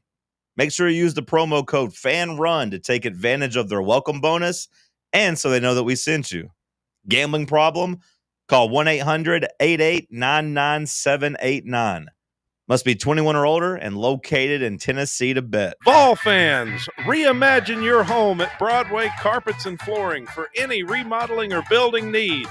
With a variety of carpets, rugs, hardwood, vinyl, and stone, Broadway has all the flooring and installation options you're looking for, including pet-resistant products like Pet Perfect Carpet from Shaw Floors.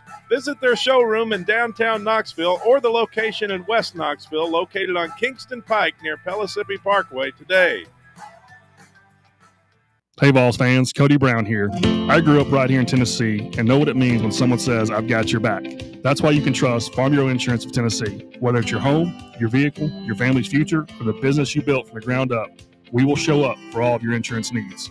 We are Tennesseans who understand what matters, which is doing right by you. Insurance is not all about just paperwork and policies, but it's about the people we insure every day. So if you want insurance that hits home, give me a call at 865-992-3871. Go Vols. Have you ever found yourself wishing your clothes looked brand new again? Whether it's your favorite suit, that little black dress, or your comfy winter coat, Crown Cleaners can make it happen. From stubborn stains to delicate fabrics, the expert team at Crown Cleaners uses the latest cleaning technology to ensure your clothes come back looking and feeling fresh. Visit one of their 2 area locations, Kingston Pike on Bearden Hill or South North Shore Drive near Dunkin' Donuts. Online at crowncleaners.com.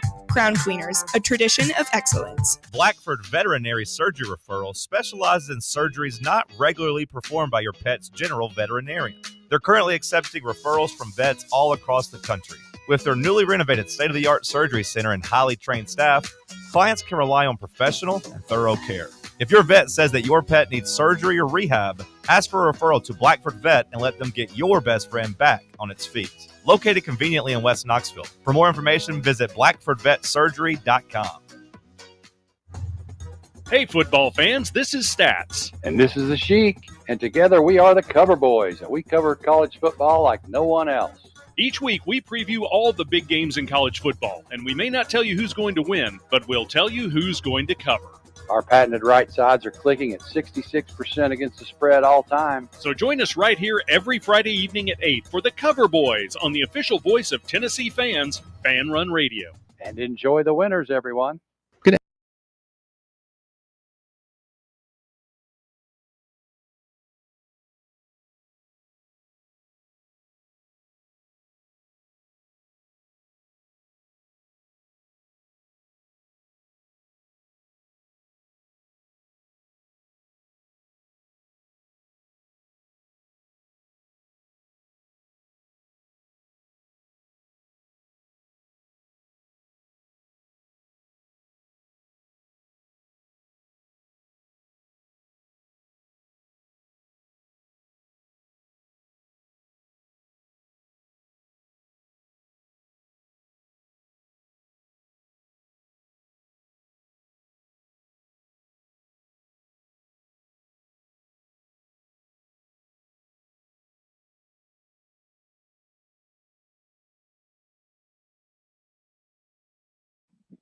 What's going on, fellas? I'm just enjoying this fun Friday where I have the option, the pick of the litter as to what games I want to take a peek at because we got the night off here out in Powell. It's a beautiful sunny day and in for a comfortable night. I'm going to take it easy on this one because last night was a long night, but it was a good one as the Panthers own Emory yet again, another year of defeating the Red Devils.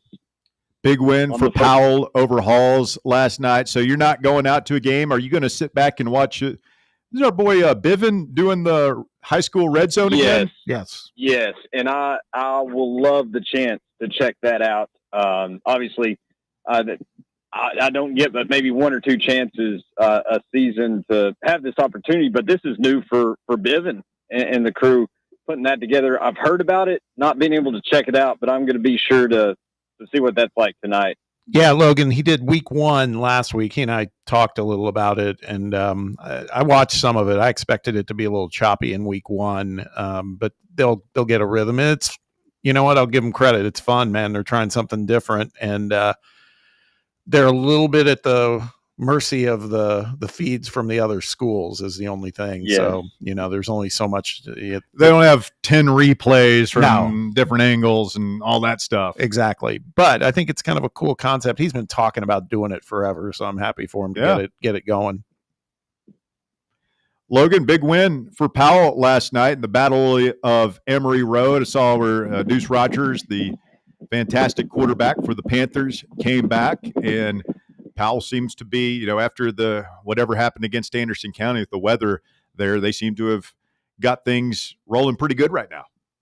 Yeah, and as weird as week 1 started with all things involved, as you mentioned, you're looking up in week 3 and feeling good about everything. And considering this has been a weird season, even going back to the preseason, a lot of strange luck with some guys being banged up. And look, I know this side of Emory, they're not looking for flowers or anything, but I will say I'm impressed with what they've been able to do. They've taken care of 2 quality opponents the past 2 weeks. That battle out in Farragut, Farragut fought hard, and you were at the brink of losing that game, but you didn't. You answered the bell, and then you really, against Halls, Halls kept staying in it a little bit, but you really got out to that quick 2-touchdown lead and really never looked back. So just impressed overall with the resolve so far early on in the season for the Panthers. Logan, what is the game of the week tonight for fans who might be tempted to go out and see some high school football? Where would you recommend they head today? Man, I've got a few, but I'll mention probably maybe the top 2 recommendations. Alcoa at Gibbs, just because I think that place I think that'll be a good gate. I think there'll be a good crowd out there. It's a beautiful stadium. Those renovations from a couple years ago, it's a fantastic venue. I think Alcoa will probably travel pretty well. It's this 4A matchup with, welcoming in the Tornadoes to the 4A experience, and they're a well-oiled machine. I know the Gibbs community, talked to some folks out there, and they're pretty pumped up about this team, and they've, especially at the quarterback position. But man, Alcoa we've talked a little bit about it past couple of weeks. They lose some key departures from last year, and then they just keep on rolling. They seem like a machine. But what I think might be a closer game, one that involves your boys from 3300, I recommend going over off Broadway to see West take on the Bobcats. West at Central. Are my Rebels going to get their first win of the year tonight? Russ, I think if we rewind a couple of weeks, I think most people would say it'd be a little unreasonable to think that this would be much of a game, right? I mean, West has handled the Bobcats. They've handled the region in 5A extremely well. But man, I think this might be a different story. The Bobcats look pretty good early on. They're getting a lot of effective offense, particularly with the quarterback position, doing a lot of damage with his feet. And West, their defense has been solid. I'm not too worried about their defense. It's just a matter of getting those components on the offensive side of the ball, getting them rolling. You either need to find some weapons you can exploit, or you need a method of. Oh wow, we got a string. You need a method. Where are you?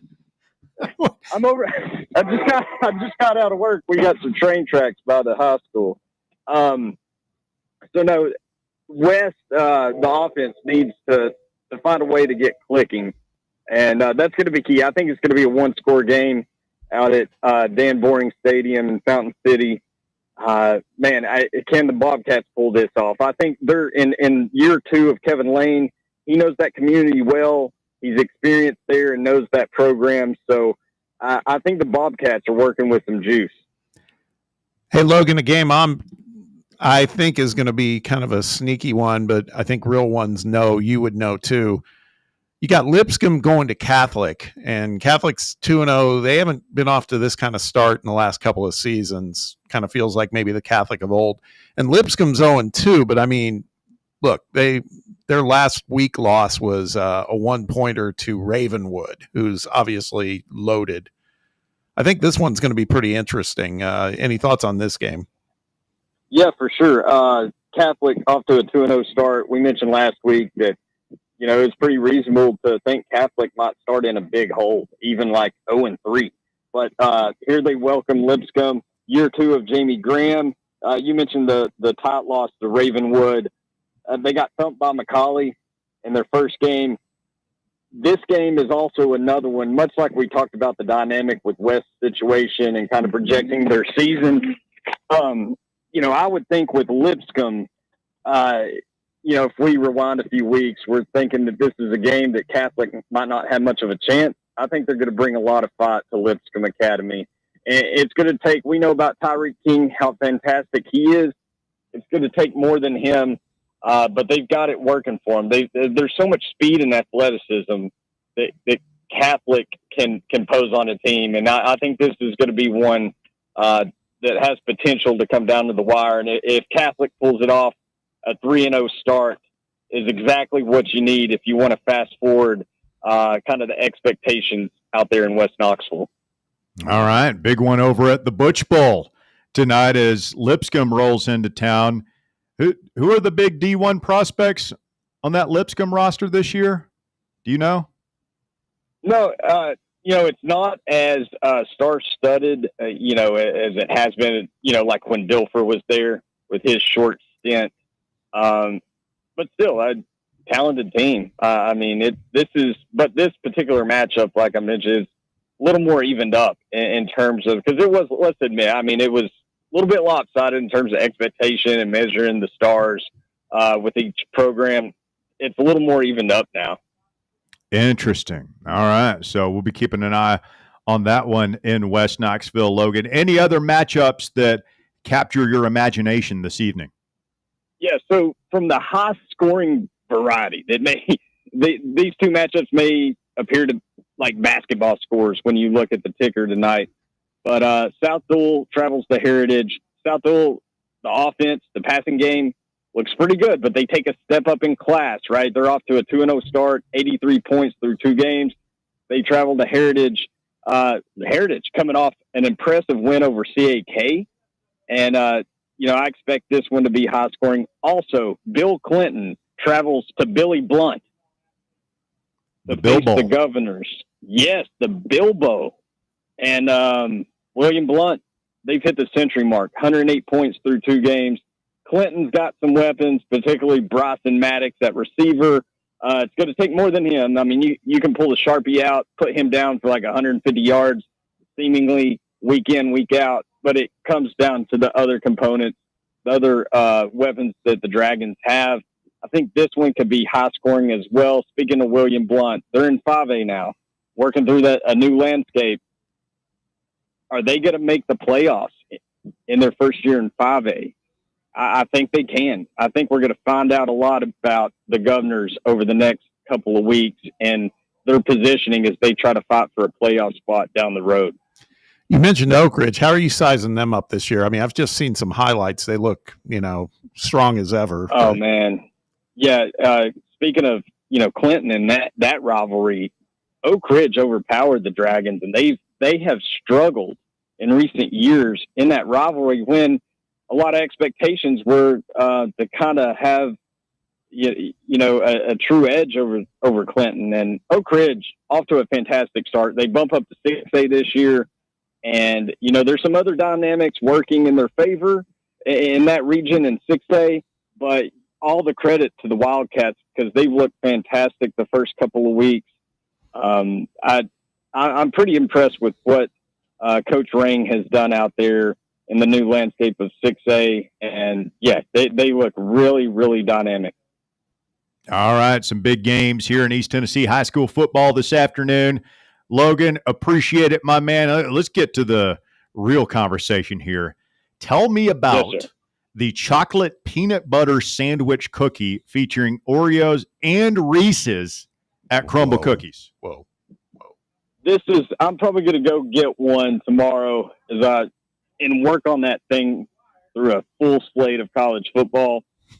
It's a lot to deal with, Russ. It's packing a lot, but it truly, I mean, it's kind of the size and the shape of it. Imagine one of those ginormous ice cream sandwich types that you get from the freezer section. Man, it's a lot to deal with, but I would like to offer up, if that doesn't sound appealing, the Biscoff cookie is back with their new variation, the ice cream version. I would check that one out as well. You had me at Biscoff. Love Biscoff. Love it. The absolute best. Check out crumblecookies.com to find the location nearest you. They present our friend Logan Quinton. We call him the Cookie Man every week right here on Fan Run Radio. LQ, appreciate it, my friend. Enjoy the Friday Night Lights. Absolutely, I will. Logan Quinton, one more time on the program this afternoon. Look at that bad boy, Bob. What do you think about that? That looks delicious. The chocolate peanut butter sandwich cookie featuring Oreos and Reese's. Finally, two great brands, Oreos and Reese's, combining forces. You want to kill me? That looks phenomenal. Oh, it's good for you. No, sure. It's good for you. Sure. Put a little pep in your step. Mm-hmm. Or put you in a coma, one or the other. I mean, they're both good. Yeah. Quick time out. You're listening to The Drive on Fan Run Radio. Russell and Bob with you. Bear in parts unknown this afternoon. Will we hear from the Bear? He always says he's going to call. I tell him, it's like, bro, you don't have to call. Bear in you can take a day off. Bear in the wilderness. He's like, but I want to be on the show. Like, do you have something you want to, like, do you have an update or something you want? He's like, no, I just want to be on. Like, then why are you calling? Like, if you don't have anything to say, like, you don't have to call. He's like, no, I'm going to call. It's like, all right, man, call. There will be something he's been wronged, or there will be something that sucks. Some sort of aggrievement. Yes. There's no doubt. 865-966-3435, your number to get on the show. Quick time out. We're back with more Fan Run Radio right after this. The Drive, the flagship station for Tennessee fans. This is Fan Run Radio. At Knoxville Smiles, we're bringing the future of modern dental care to East Tennessee today. All of the scraping and polishing with the gritty stuff, that will soon be ancient history. At Knoxville Smiles, the future is here now with guided biofilm therapy. Using a gentle erythritol powder mixed with air and warm water, our hygienists can clean your teeth better than ever without all the poking and scraping. Visit KnoxvilleSmiles.com to find out more, or just call us at 865-539-1776. Got a problem tree looming over your home? Call ECR Total Landscapes. Whether it's trimming, removal, or storm cleanup, our certified pros get the job done safely and efficiently. We're licensed, insured, and ready 24/7 for emergency calls. Big or small, we cut them all. ECR Total Landscapes. Call now for a free estimate, 865-384-2012, and mention promo code FANRUN for free stump grinding on any tree removal now through the end of the year. Also, visit us at ecrtotallandscapes.com. It's time for the North Knox Siding and Windows High School Football Player of the Week. Brought to you by North Knox Siding and Windows. Call 865-689-0505 or visit them online at northknoxsidingandwindows.com. This week's North Knox Siding and Windows High School Football Player of the Week is Gibbs High School's Seth Sieber. Sieber led the Eagles to a 24-21 win at Halls last week. Sieber led the way defensively with 12 total tackles and 5.5 sacks, 4 tackles for loss, and a pass broken up as Gibbs improved to 2-0 on the season. Gibbs High School's Seth Sieber, this week's North Knox Siding and Windows High School Football Player of the Week. North Knox Siding and Windows, locally owned and operated. They can handle all your siding, window, gutter, and roofing needs. Call 865-689-0505 for a free estimate or go online to northknoxsidingandwindows.com. Ready to launch your career? Axle Logistics is a leading third-party logistics company where excellence is an energy. With an award-winning culture, Axel proves that positive outcomes come from a positive environment and a work hard, play hard mentality. At Axel, the drive for success is infectious. And with an uncapped commission structure, hard work isn't just noticed, it's rewarded. For those with big goals and even bigger dreams, Axel Logistics is the place to start your career. Friday Night Lights are back, and that means so is the SM Athletics Friday Night Scoreboard Show. Join me, Tim Hill, a.k.a. Vols Tim 85, and my crew every Friday night starting at 9:30 p.m. Live action, live calls, and all of the biggest talking points in East Tennessee high school football. It's the Friday Night Scoreboard Show presented by SM Athletics right here on Fan Run Radio, 1340 AM, the free Fan Run app, and streaming live on YouTube on Fan Run TV. Good afternoon. A steady flow of traffic now making its way north of Knoxville. Building pretty good up by Callahan Merchants Road on 75, continuing northbound. It's increased even more out here in West.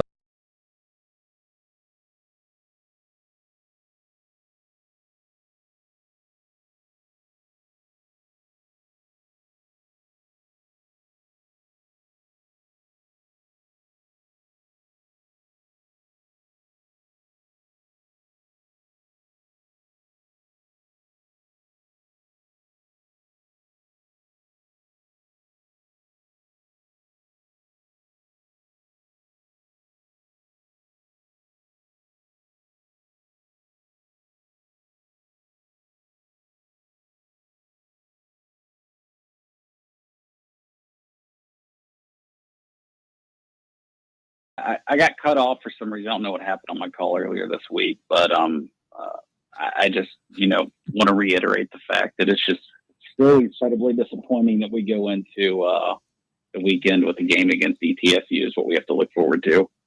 I cannot wait for that to be done with in college football, and only comparable teams are playing each other. It just really does a disservice to everybody but the university that's receiving a fat check at the end of the day. We'll sit back one day when you have a 12-game regular season comprised of 12 games against power conference schools. We're going to sit back and think about the days. Hey, remember when we used to play ETSU? Remember that year we played Furman? Remember that year that Tennessee Tech came? Why did we do that? I saw Tennessee beat Louisiana Monroe 70-3 in 2001. I don't know why. I don't know why we had to watch that game. It's kind of dumb, but it happened, and people just wonder why we ever did this. It's kind of like, Russ, if you remember back when the UFC used to, in their early days, they'd have some 400-pound man against a 120-pound 5'6" dude. It's just at first you could watch that for a little bit and you're just amazed at the mismatch and the freak show that you're watching. And then after a while, it just gets old. Fair competition is exciting. Yeah, we're going to lose more when that happens, but we're going to have, I think, a lot more fun in the process. It just, I think football's, college football's grown beyond this thing that we do. I don't know when it's going to go away, but it can't be soon enough. Guys, looking ahead to Georgia, have any early lines come out for that game so far? Nothing that I've seen. That doesn't mean there's not something out there, but it had been out there. It was Georgia by a touchdown. That's the early, the prelim one. I haven't seen anything that's been updated. Let's put it that way. Okay. Yeah, touchdown's about what I was thinking. I would take Georgia minus 6.5. I think that'd be a comfort. That's where I'm at right now. It's Georgia minus 6.5 on FanDuel right now. I'll put odds maker Trey. That just seems fair. It was a touchdown last year, wasn't it? I can't remember what it was last year. I think it was, Russ. I think if we look it up, I think it was a touchdown. I think this year, if we didn't have all the injuries we have out of the gate, I would put it at, even less. I'd put it at a minus 3.5. But with some of the injuries and the depth that they have, I think that's unfortunately going to be the same story that's killed us every year, is they can pull away from us in the, third and fourth quarter. I hope I'm wrong, but I'll tell you this. We got as good a shot at beating them this year as we did at beating Alabama that first time we beat them a couple years ago when Saban came up here. It certainly can happen. I'm going to be there. I'm not going to miss the opportunity for the first win over Georgia. No. I don't know how long. Trey, what's it do to the, like your complexion, the outlook on the complexion of this team if Tennessee wins that next weekend? I mean, do you start to get on the train of like, okay, 11-1, dare I say 12-0?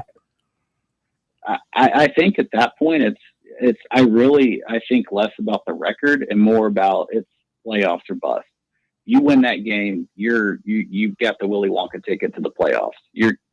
I've said it before, Florida's for sure a loss. Nobody can talk me out of that. I hope I'm wrong, but I think you're staring down 11-1. We are Tennessee. I think we'll probably stub our toe one more time on something stupid. But yeah, I think that if you win that Georgia game, you're as locked into the playoffs as you can be this early in the season. And that's all of a sudden, that's the floor for the team.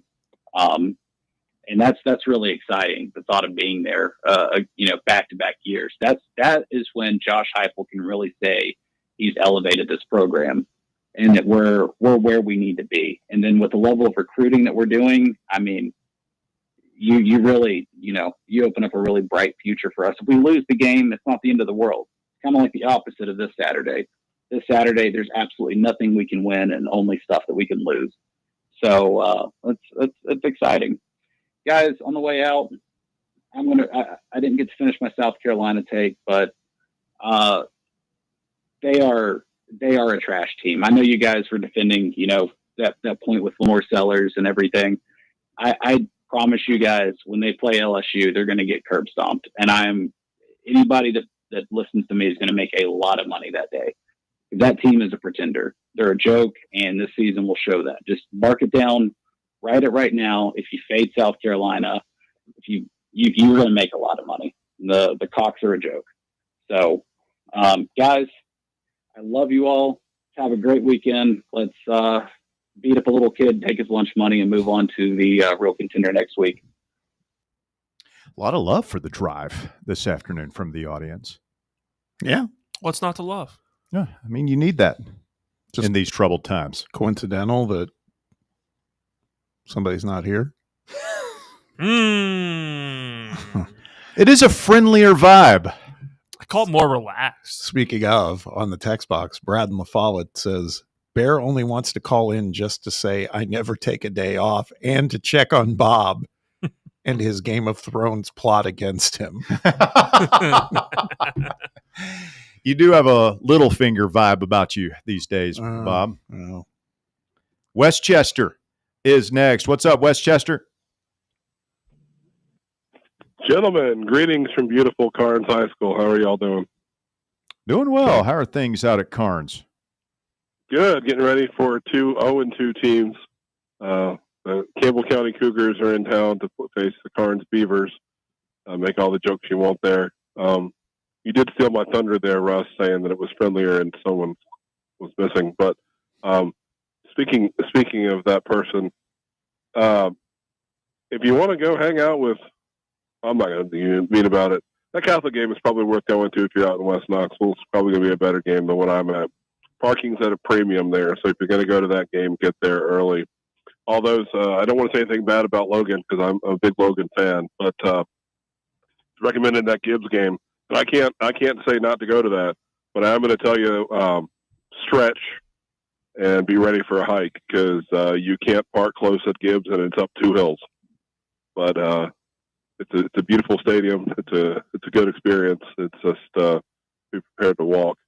It's not quite like the hill when you go to Central and you have to park at the top of what I believe. I don't know where that is exactly, but I think if you look straight from the Central parking lot, you can see Mount LeConte level with you, and then you walk down to the field. But that West Central game will be a pretty good game tonight too.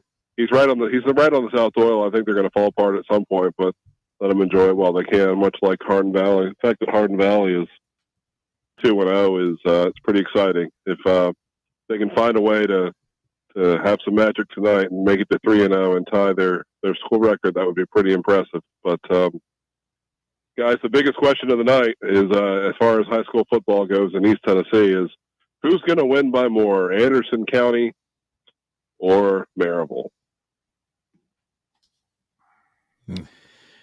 I think Bearden is getting set to take it on the chin at home against Maryville. And then what happened to that Fulton program, man?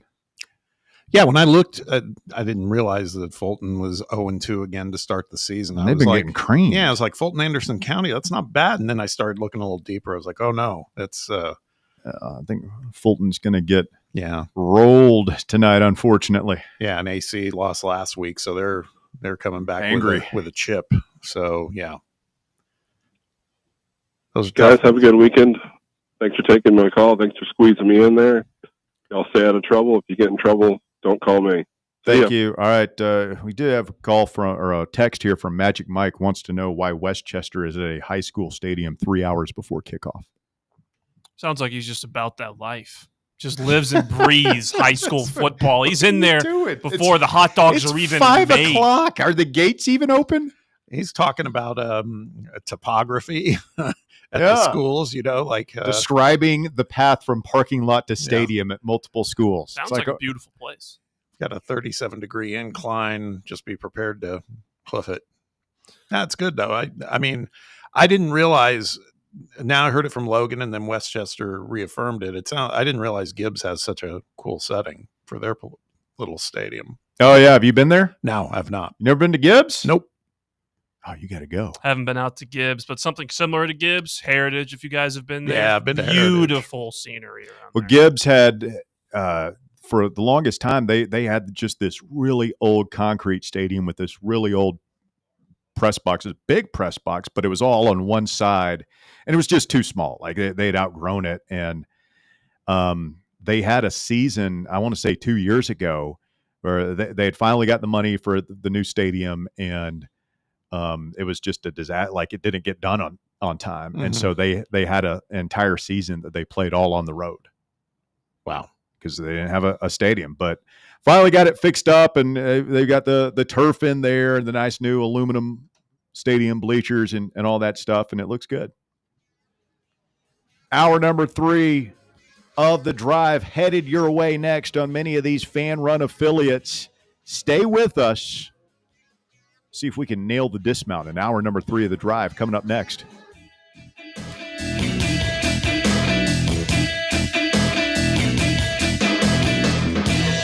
The Drive. Got a flat tire? Strange noise under the hood? Don't stress. Roll into Matlock Tire and Auto Service. From oil changes and brake repairs to brand new tires, Matlock's certified techs do it all. Fast, friendly, and fair priced, Matlock is the home of the price match guarantee. Bring in any competitor's ad, and Matlock will match the exact same tire for the exact same price. Matlock Tire and Auto Service. 5 locations in East Tennessee. Visit MatlockTireService.com to find the location nearest you and schedule your appointment. We really need to get some branded stuff.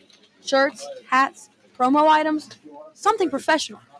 I mean, we could just find a website and order a bunch of it ourselves. You could, but you're taking a big risk. You don't know the quality, the fit, the timeline. It's a roll of the dice. Yeah, I guess. But isn't that how everyone does it now? Not the ones who actually care about how their brand looks. Look, if we're putting our name on it, it needs to be done right. We need SM Athletics. SM Athletics? Yeah. They specialize in working with businesses like ours. Apparel, hats, promo gear, but real, customized stuff. They actually care if it turns out right. Probably a lot better than getting stuck with 100 t-shirts with crooked logos. Exactly. Plus, they'll walk you through everything. Sizing, colors, material, so it matches the image we're trying to build. Makes sense. What's the name again? SM Athletics. Trust me, if you want to look like a real company, not a flea market stand, this is the move. If you're serious about your brand, work with people who are serious about getting it right. SM Athletics. Citizens National Bank. Are you getting penalized because you can't make it to your bank on time? No need for unnecessary roughness. It's time for a new game plan. Easily manage your accounts with Citizens National Bank's mobile banking app. Check your balance, deposit a check, and pay a bill, all from your phone with CNB's mobile banking. Citizens National Bank. Banking never felt so good. Member FDIC. A brand built in Tennessee and born from the love of the game. Inward Half revolutionizes golfing comfort. Crafted by a former pro and dedicated enthusiast just like you, our luxury performance wear guarantees you stay cool and comfortable through every swing and every day. We're not just a brand. We've set out to create a lifestyle for those who understand that impeccable style and premium performance are a hole-in-one. Enjoy the walk-in with Inward Half. Rickard Ridge Barbecue, located in beautiful Cove Lake State Park. Rickard Ridge is home of the best ribs in the Volunteer State. Smoked daily by pitmaster Mark Rickard, the barbecue at Rickard Ridge is mouth-watering, fall-off-the-bone delicious. Take the scenic drive up I-75 to exit 134 for directions and to look at the rest of the menu. Visit Rickard Ridge online at rickardridgebbq.com. You're listening to FM 105.7 and AM 1340, WKGN Knoxville, and W289CU Knoxville, Fan Run Radio.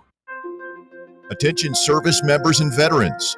Introducing the Griffin Law Firm, your trusted ally in military legal matters. From court martials to benefit claims, at Griffin Law, your mission is their mission. Here's VFL Marshall Griffin. As a veteran and retired military attorney, I've successfully defended lifelong benefits and helped preserve professional futures. So I know that when you hire a military justice lawyer, you maximize your chance to get relief. With my unique experience, I can advocate for you because there's no military matter that's too big or too small. Let us help you make these critical decisions that could affect the rest of your life. Remain silent. Request counsel. Call Griffin Law. For a free consultation, call 888-707-4282. That's 888-707-4282. Or just visit griffinlawdefense.com. It's time for The Drive's Top 5 at 5. Quitting time on your Friday, 5 o'clock. Here on Fan Run Radio. Russell Smith, Bob Baskerville, and Walker Smith. No relation. Cruising with you on a Friday edition of The Drive. Walker has the top 5 at 5. Hit it. Thank you. At number 1, outside of Tennessee's matchup with ETSU, there are a couple other notable matchups in Week 2. Iowa and number 16 Iowa State renew hostilities on Big Noon kickoff. Later, number 20 Ole Miss and Kentucky play their first conference game of the year against each other. And number 12, Arizona State heads to Starkville to take on Mississippi State. The best game of the day will be at 7 p.m. when number 15 Michigan heads to Norman to take on the number 18 Oklahoma Sooners. Yeah, Oklahoma, a 4.5-point favorite at home. They need this. It's been a minute since they've had a really notable win. I know they beat Alabama last year, but I'm not really counting that. And maybe Michigan is not quite what they have been, but they're ranked 15th, and Oklahoma needs this one, I think, more than Michigan. Michigan's in a year. They've got Bryce Underwood. He's getting his feet wet. It's whatever. I think next year is the year that Sharon Moore is really going to face the pressure to make a statement. Brent Venables is facing that pressure. He needs this one tomorrow. Yeah, I think this is it's kind of crazy to say that Oklahoma needs to have a statement game. I think this is it, though, for them. Because then the narrative turns into, okay, we're back. Whether that's real or not, time will tell, but they need it badly, like you said. Well, it would just set up a monster game with Texas. Yep. Here in a couple of weeks where, that would be a win if they beat that Texas team, I think, where you say, okay, maybe we cool it on the Brent Venables hot seat talk. Yeah. Yeah, this one definitely feels like if Venables wants to keep his job, you got to win this game. It's like no ifs, ands, or buts about it. It's a big one. At number 2, the NFL returns to Sao Paulo, Brazil tonight. Patrick Mahomes and the Kansas City Chiefs will battle the Los Angeles Chargers in an early season divisional matchup. The game will start at 8 p.m. and be streaming for free on YouTube. The Chiefs are a minus 3.5-point favorite. Any concern about Zika virus down there? Still a thing in Brazil? Mosquitoes will get you. See, this is when we need Bear. Yeah, Bear would be all over the Yeah. story. More worried about the turf or the field. Yeah, I agree. Will they get the turf right this time in that stadium? You remember last year, like the turf in the stadium was like the biggest story coming out of it. Was that last year? That was Eagles and Packers. Packers. When that was Jordan it. Love got hurt in the That's first right. game. And there was this big issue about that both teams have green in their colors, which Yeah. is Gang kind of thing. taboo in Brazil. Yeah. Mm-hmm. No, should be a good game though. I mean, Chargers and Chiefs have played close games a lot the past couple of years. But I am so anti playing games in other countries. It's the National Football League. You can probably talk me into playing a game, and like if we've got Canadian franchises in baseball and basketball, we could probably have that conversation. I have no interest in seeing NFL games played in Europe. I have no interest in playing in Mexico City, and I certainly have no interest in playing in Brazil. It's not a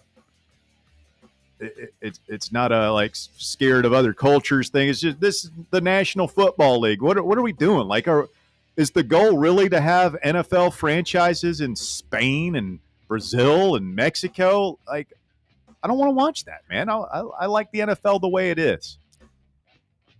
I didn't mind having one game in London, but now it's gotten crazy. Now I think there's a game in Germany, like in Yeah, they Frankfurt had it. You know, a last game year. in China is coming. Oh, you know it's coming. You know what is coming that's going to really grind your gears. There's going to be a Super Bowl in London before too long. They're going to do that. And they're going to put a franchise on that side of the world, too. That irritates me to no end. Well, I mean, if you think about it with London, though, honestly, a flight from New York to London it's kind of the equivalent of East Coast to West Coast. So what to kick that game off in prime time, it would have to start at like 1 a.m. in London. It would be prime time for London, and it would just be earlier for us. Yeah, we would Super have Bowl an parties afternoon. be They at, would like- do the TV networks here would want that. I don't know. They wouldn't have a choice. The But, NFL yeah, would. they'd have to have an afternoon Super Bowl. Yeah, Though. it'd be like the way I Here think in the about it US. for people that watch soccer. It would be like watching a primetime Champions League game, but it's a Super Bowl. It would start at like 3 or 4 p.m. It would guys, you wouldn't That's be so at work. dumb. It'd be Sunday. But That's so dumb. Yeah. Please don't do that. It's going to happen. It's for sure going to happen. At number 3, Clippers owner Steve Ballmer granted his first interview Thursday night to ESPN's Ramona Shelburne since the team was accused in a report of circumventing the NBA salary cap. Ballmer claimed he had no knowledge of the deal between Leonard and Aspiration, a startup whose co-founder pleaded guilty to fraud that the journalist Pablo Torre reported. Quote, "We had an investment in the company," Ballmer said. "I had no control over this company. We had already signed our deal with Kawhi. At the time, we hadn't even introduced Kawhi to Aspiration. Then they requested to be introduced to Kawhi. Under rules, we can introduce our sponsors to our athletes. We can't be involved." I don't know what to think here. Ballmer's one of the richest men in the world. Yeah. And he cares about Clippers basketball. Yeah, he does. So I don't know, man. It's very confusing. I mean, it's getting weirder and weirder. I think Ballmer has kind of been doing the smart thing and kind of going on the offensive against Pablo and all that, like trying to get out in front of it, and dodge it. But I mean, if all this stuff is true and like it's all pretty much been borderline proven, and what's he going to say? Oh yeah, I did this. I was totally skirting the salary cap. I was paying this guy under the table. It's a shell company. Blah blah blah. I mean, he's got to deny it, right? For sure, he's going to deny it. You think they're going to take the team away from him? No, I don't think they'll take the team from him. I think Steve Ballmer is like, if they took Steve Ballmer away from the Clippers, and they would be riding. I mean, the Clippers They already took Donald joke. Sterling away, and like, well, that was. You tell me what's worse. I mean, like, Donald Sterling was obviously a lecherous human being. Like, he's an old man that didn't need to be involved in professional sports, but like at the end of the day, he didn't really affect the integrity of the game. No, it wouldn't be an integrity of the game thing. I mean, with the Donald Sterling thing, like, it's wild that it's happening to the same franchise, but like, that's a completely different situation than what's going to happen with Ballmer. I don't think they'll get rid of him because they know how much Steve Ballmer invests in LA and basketball. And like, if you just look at he's how not much, cheap like Sterling. If Sterling spent a little more money, they might have let him keep the team. yeah, and if he just keeps like investing in the team, I mean, that arena is already like best one. Yeah, it is nice, man. Have you seen inside the what do they call that thing? The I've seen it. I don't know. I forget the name. It's the Intuit Dome. Intuit Dome, yeah. Intuit Dome. It's like one of the They've got coolest the things in the wall, world. as they call it, the wall, Yeah, the which wall. is where all the they have like a big fan section. Yeah. At number 4, USF QB Byron Brown was suspended for the first half, or will be suspended for the first half, versus Florida for breaking team rules.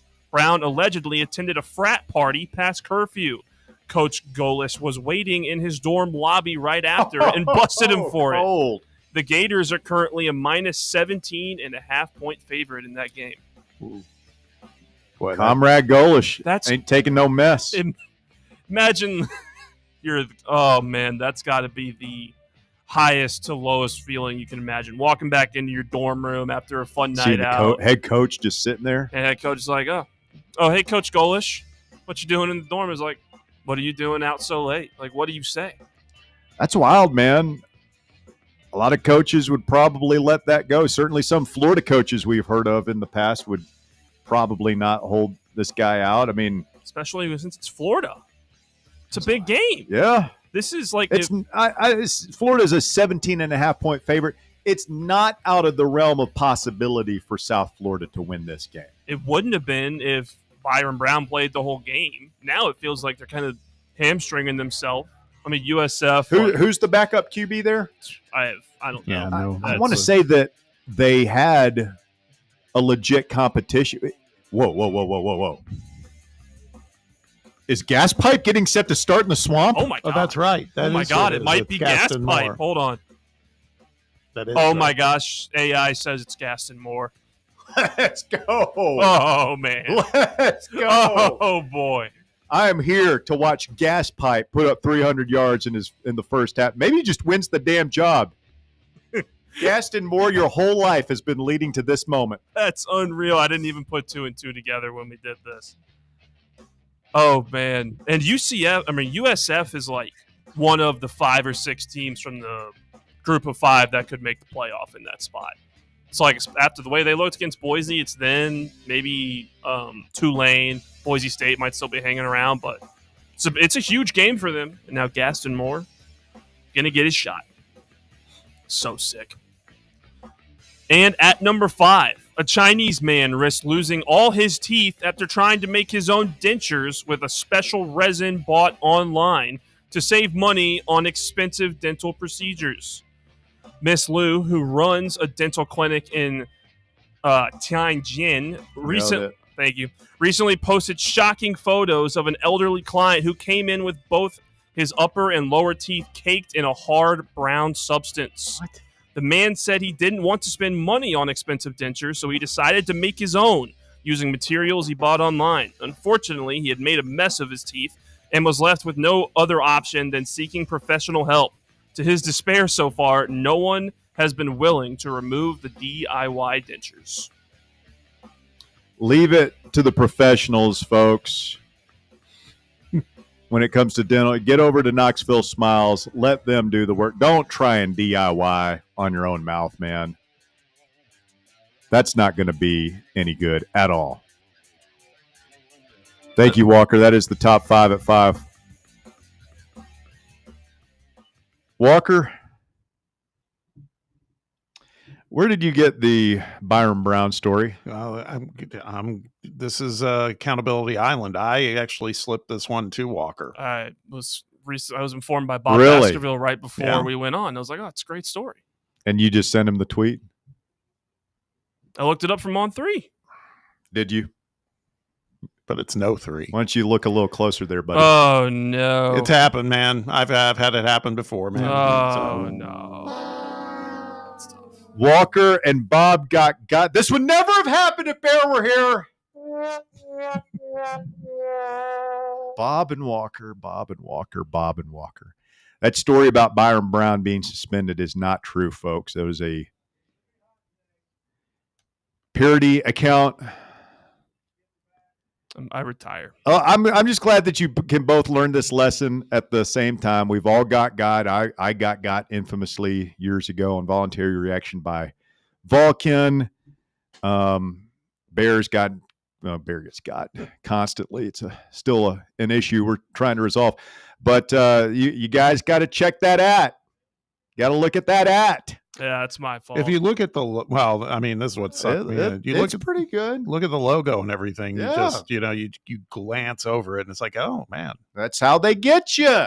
No, we know. We've had it. No, I don't think you do. I think you're learning right now, Bob. No, this has happened before. It's not a regular thing. Not a regular thing. So we're gonna have to get used to being embarrassed by you guys.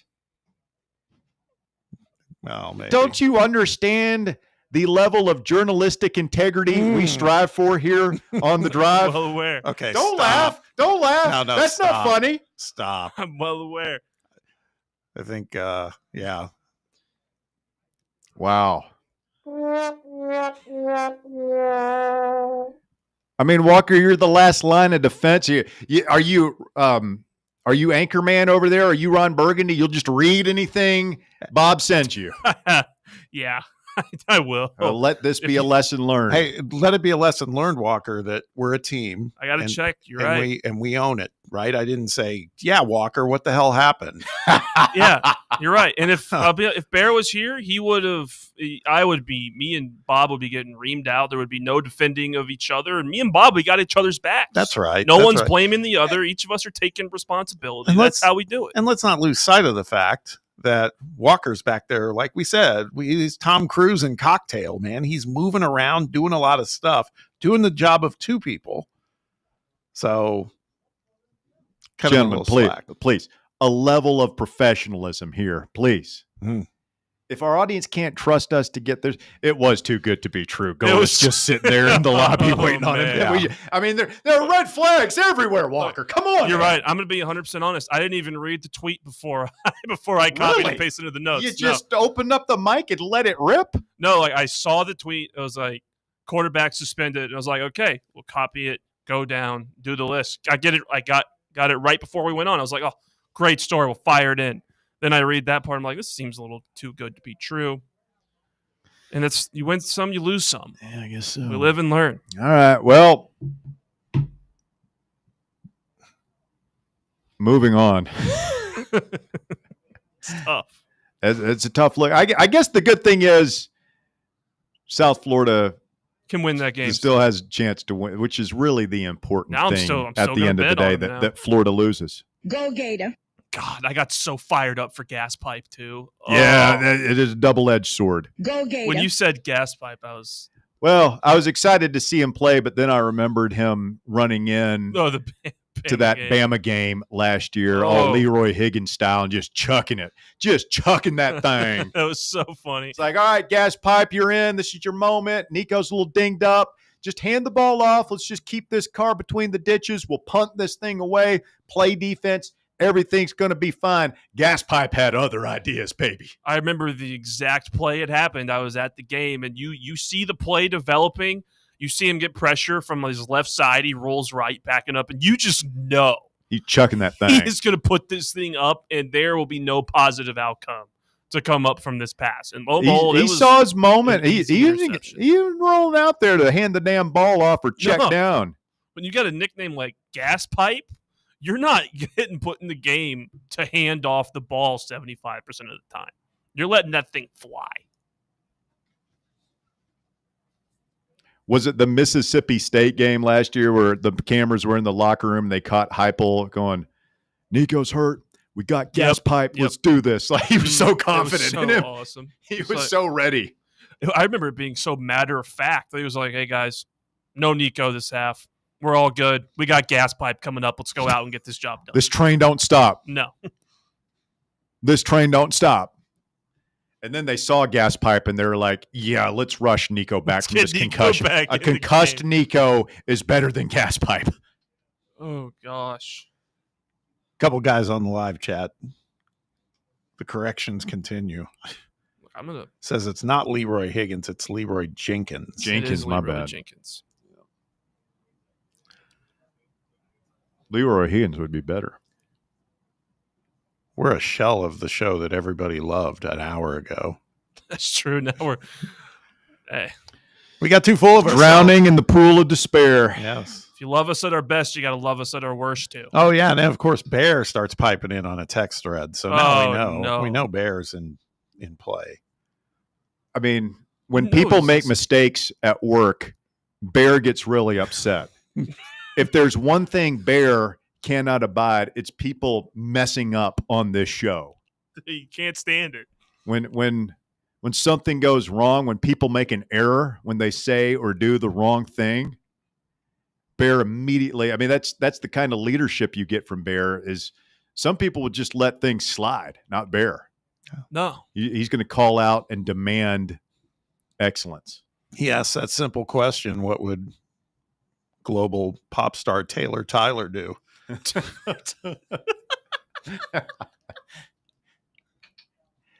Well, I don't know that we've earned it, gentlemen, but I've received a communique. The Sheik is in the desert, and he is ready to offer his services. Yes, I don't know that we sir. deserve any winners today, but I don't deserve them. the Sheik is certainly benevolent, if nothing else, and we'll see what he's ready to provide for us when we continue. You're listening to The Drive on Fan Run Radio. Back with more right after this. The Drive. Can't get enough Fan Run Radio? Download the free Fan Run app and take the best Tennessee sports conversations with you wherever you go. Bankruptcy, divorce, personal injury. These are just some of the curveballs life can throw at you. Fortunately, East Tennessee has someone to help you work through these problems and recover. The law offices of Jerry R. Givens. If you're in need of legal advice, call today to set up a free, no-obligation consultation. 865-801-9250. As always, the phone call is free, the advice is free, so what do you have to lose? Call 865-801-9250 or go online to jrglawtn.com. That's jrglawtn.com. The law offices of Jerry R. Givens. Legal expertise you can rely on. In a world filled with deadlines and screens, sometimes we forget the simple joys of life, days filled with special moments. At Inward Half, we understand the essence of these moments. Feel the difference between our breathable fabrics and flexible apparel as you disconnect from the hustle and bustle and reconnect with what truly matters. Inward Half. Simple luxury for on and off the course. Tired of waiting for the weekend or good weather to play around? From casual to committed, Back 9 Golf has got you covered. Open to the public and offering flexible membership opportunities, they offer 24/7 access to 5 different simulators, providing cutting-edge technology, instant swing feedback, fun mini-games, and a wide variety of courses to choose from. Perfect for that solo round you want after work, or swing by with food and drinks for an afternoon with friends and family. No stressful tee times, no rain delays. It's Back 9 Golf your way. Book your tee time now at theback9golf.com. Yeah, it's another day, but what kind of day is it really? A day of doom scrolling? Laundry day? Nah, it's a White Claw day. Light and refreshing tasting, uniquely cold way filtered. There's an iconic flavor for everyone. So grab a pack, grab your friends. Make the most of each day with those who matter most. When you're together with White Claw, every day is a once-in-a-lifetime experience. You just gotta grab it. White Claw. Grab life by the claw. Please drink responsibly. Hard seltzer with flavors. White Claw Seltzer Works, Chicago, Illinois. Barley's has live music on weekends, general team trivia on Wednesday nights at 8 p.m., and now live sports trivia, courtesy of the Knoxville Trivia Guys, every Thursday night upstairs. The game starts at 7 p.m. and is free to play for everyone, so head on down to the Old City and show off your sports knowledge and win gift cards to Barley's. Use those gift cards to buy some delicious food and drinks, and you can take it all in with their wide selection of TVs and indoor projectors. Barley's Tap Room and Pizzeria. Good afternoon. It's gotten heavier on that Solway Bridge. Right on schedule, trying to get out of Oak Ridge, working your way towards Pillsbury.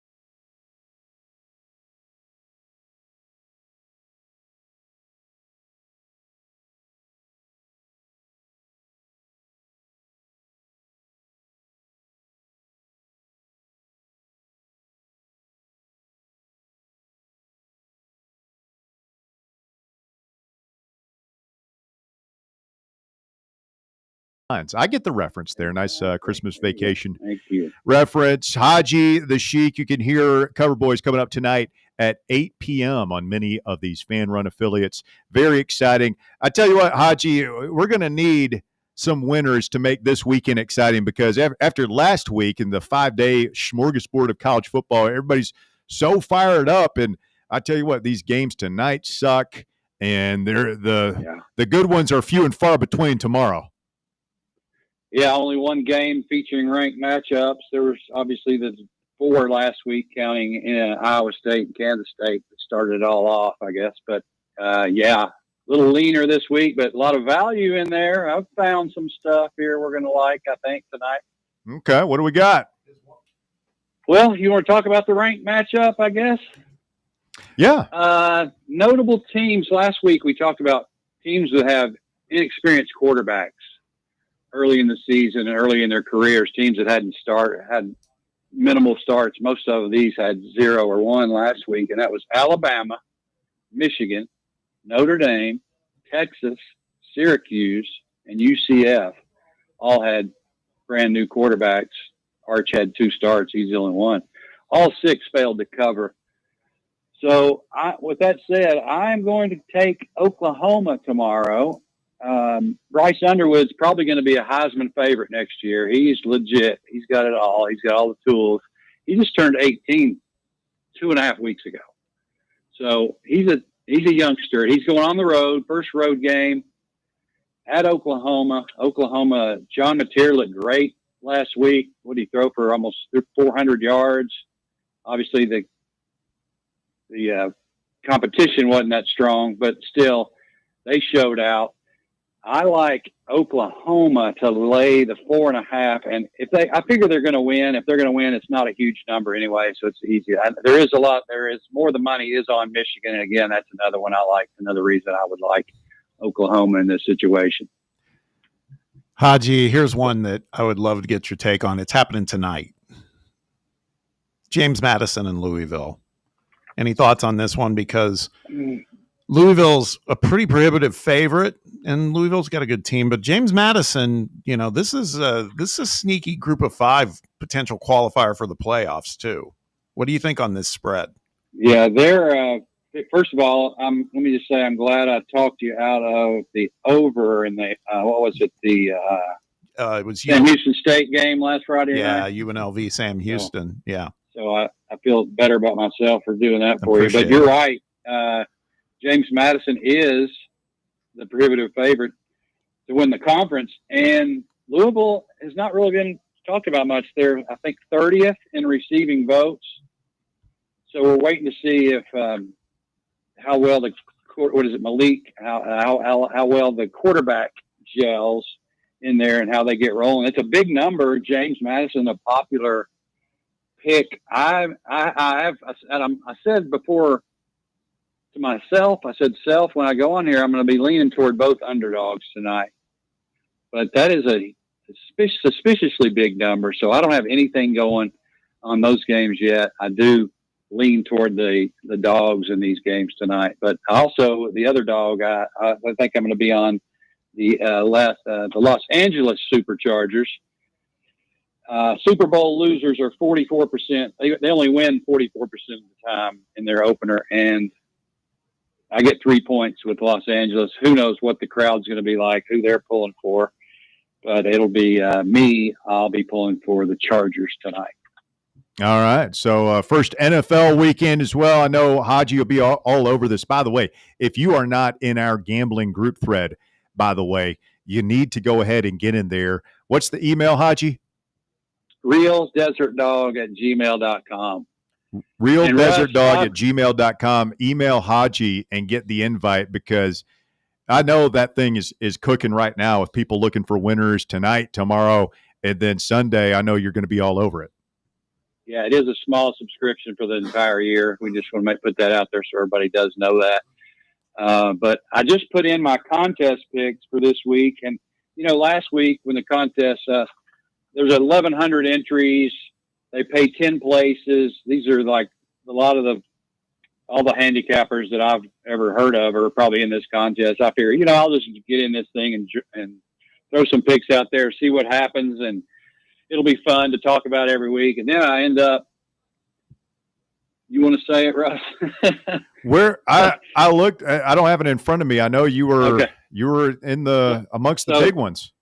Tied for 5th and tied for 30th with my 2 entries. Out of how many people? 1,100 entries. So I've got.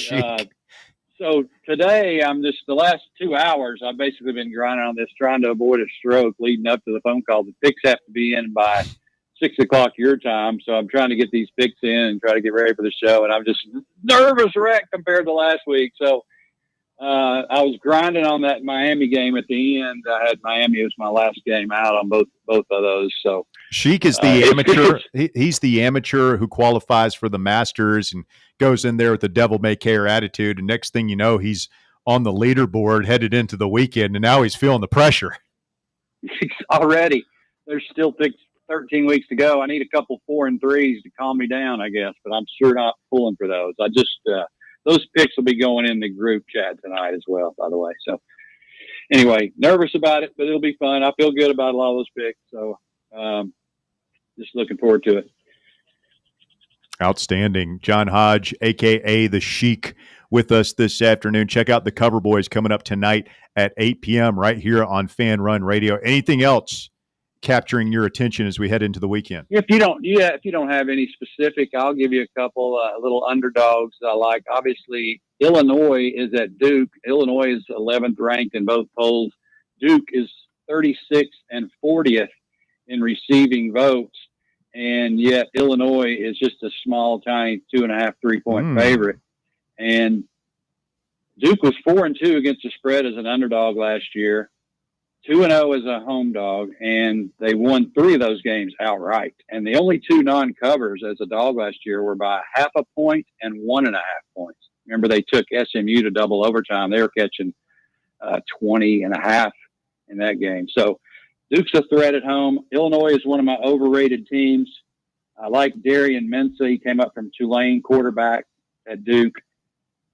And I'm a fan of them, certainly, at home. So Duke is in there, and they are one of my contest picks tonight.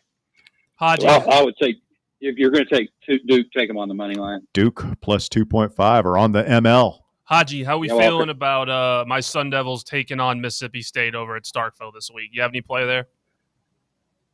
Well, I think on the show, I believe we both took State, and I don't know what ASU is, if they know what to expect. I've been watching the news, the sports on the local news. They've got a group of guys, managers and whatnot, ringing cowbells the whole practice, the whole time walking around the players. Awesome. Yeah. So they don't have a speaker. They have actual guys with cowbells. I love Kenny Dillingham. Absolutely. That's so on the nose. Yeah. Oh, that's so great. So, but here's another situation where I'm sort of soft on ASU at the moment. They're pretty low in the power rankings, but they're the highest ranked Big 12 team and certainly one of the top 3 favorites in the conference, feeding off last year. So they're 7-point favorite. Now it's mostly 6.5 everywhere. Mississippi State getting some love, but they're one of the top 3 favorites and the highest ranked team in the conference. And Mississippi State is in the bottom 1 of the SEC. And it's a small number, in my opinion, Arizona State being number 12 and obviously Mississippi State unranked. Cam Scattaboo, he carried the Sun Devils last year in Tempe. He had 33 carries for 262 and 3 catches for 35. That was a huge game for me. So it's kind of like, for me, I'm looking at this like the Boise game a little bit. They lost Jendy, but they still have a lot of talent. But apparently Ashton Jenny was a pretty good running back, pretty good football player, and they aren't the same team, at least not yet, that they were last year. And Mississippi State looked pretty good covering in Hattiesburg. They were 13-point favorites on the road at night, and rivalry at least for Southern Miss, and they won by 3 touchdowns. And Blake Shapen had 75% completion. So at this point, Mississippi State's getting more money and ASU's getting more bets, so I believe it's the cowbells. But it's not. They were on my long list for the contest, but I did take them out, so I'm not loving them right now. But I'll get on it tomorrow night. Haji, here's another one in the SEC that's got my eye, but I'm wondering if I'm just being led astray. And that's Ole Miss at Kentucky. Okay, Ole Miss is 8.5-point favorite. Kentucky's terrible, man. I mean, they were leading against Toledo 10-2 at the start of the fourth quarter last week. Ole Miss, the beat goes on. They win 63-7 in their opener.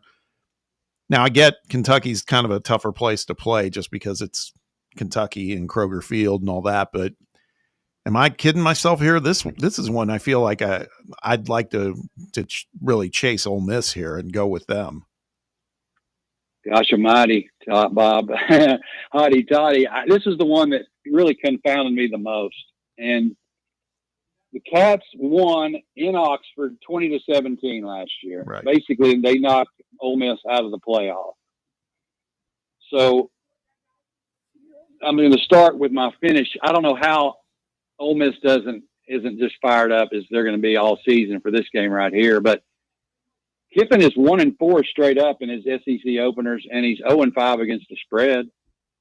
And Stoops is 6-6 and 8-4 against the spread in conference openers. The last 4 meetings have been decided by 3 points or less. Ole Miss is a road favorite. They hit the under in 7 of 8. I mean, everything sort of, like you said, Kentucky didn't look good. Zach Calzada passed for 85 yards. Austin Simmons threw for 400 against Georgia State on 37 attempts. They rushed for almost 300 as well. But it's just, to me, it seems like the line's low, but Kentucky's getting a little action now, and that's what I want to see. But I just don't see, all the trends say take Kentucky, but I just don't see how Ole Miss is not super fired up to put them away. I mean, like you said, Kentucky is just bad. They're just not good. So I would think that's the play. I haven't done anything yet, but if I was going to make a pick one way, it's more likely that, let's say if Kentucky covers, it's going to be obviously a close, hard-fought game, right? But if Ole Miss covers, they could win by 30. So that's another reason I kind of lean toward Ole Miss in this one. The Sheik joining us from the desert. All right, Haji, we leave the biggest one for last. I mean, Tennessee and ETSU, a big in-state rivalry, the Vols and Buccaneers. Kidding, of course, but Tennessee is laid 42.5 points here, according to FanDuel. Vols were a winner for the Cover Boys last week. Is this one that you would touch with a 10-foot pole? Probably not. 8 out of 10 teams that were in look-ahead spots last week failed to cover. And so this week, you've got about 7 or 8 of them. A&M has Notre Dame next week, so you probably want to look at fading them a little bit. Tennessee, obviously, with Georgia, maybe toward Tennessee and Georgia both playing easy games this week. Maybe stay away from both of those. LSU and Florida play each other next week. Central Michigan's at Michigan next week, and they're coming off that win on the road at San Jose. So I like Pittsburgh in that game tomorrow. And Tulane, they beat Northwestern last week. They got another Power 4, Duke, coming next week. So they're playing South Alabama this week. The only problem with that is South Alabama has UAB as well next week. But with Tennessee, I'm not sure how much you talked about this, but are they going to they're going to get up 35-0 at halftime and then let the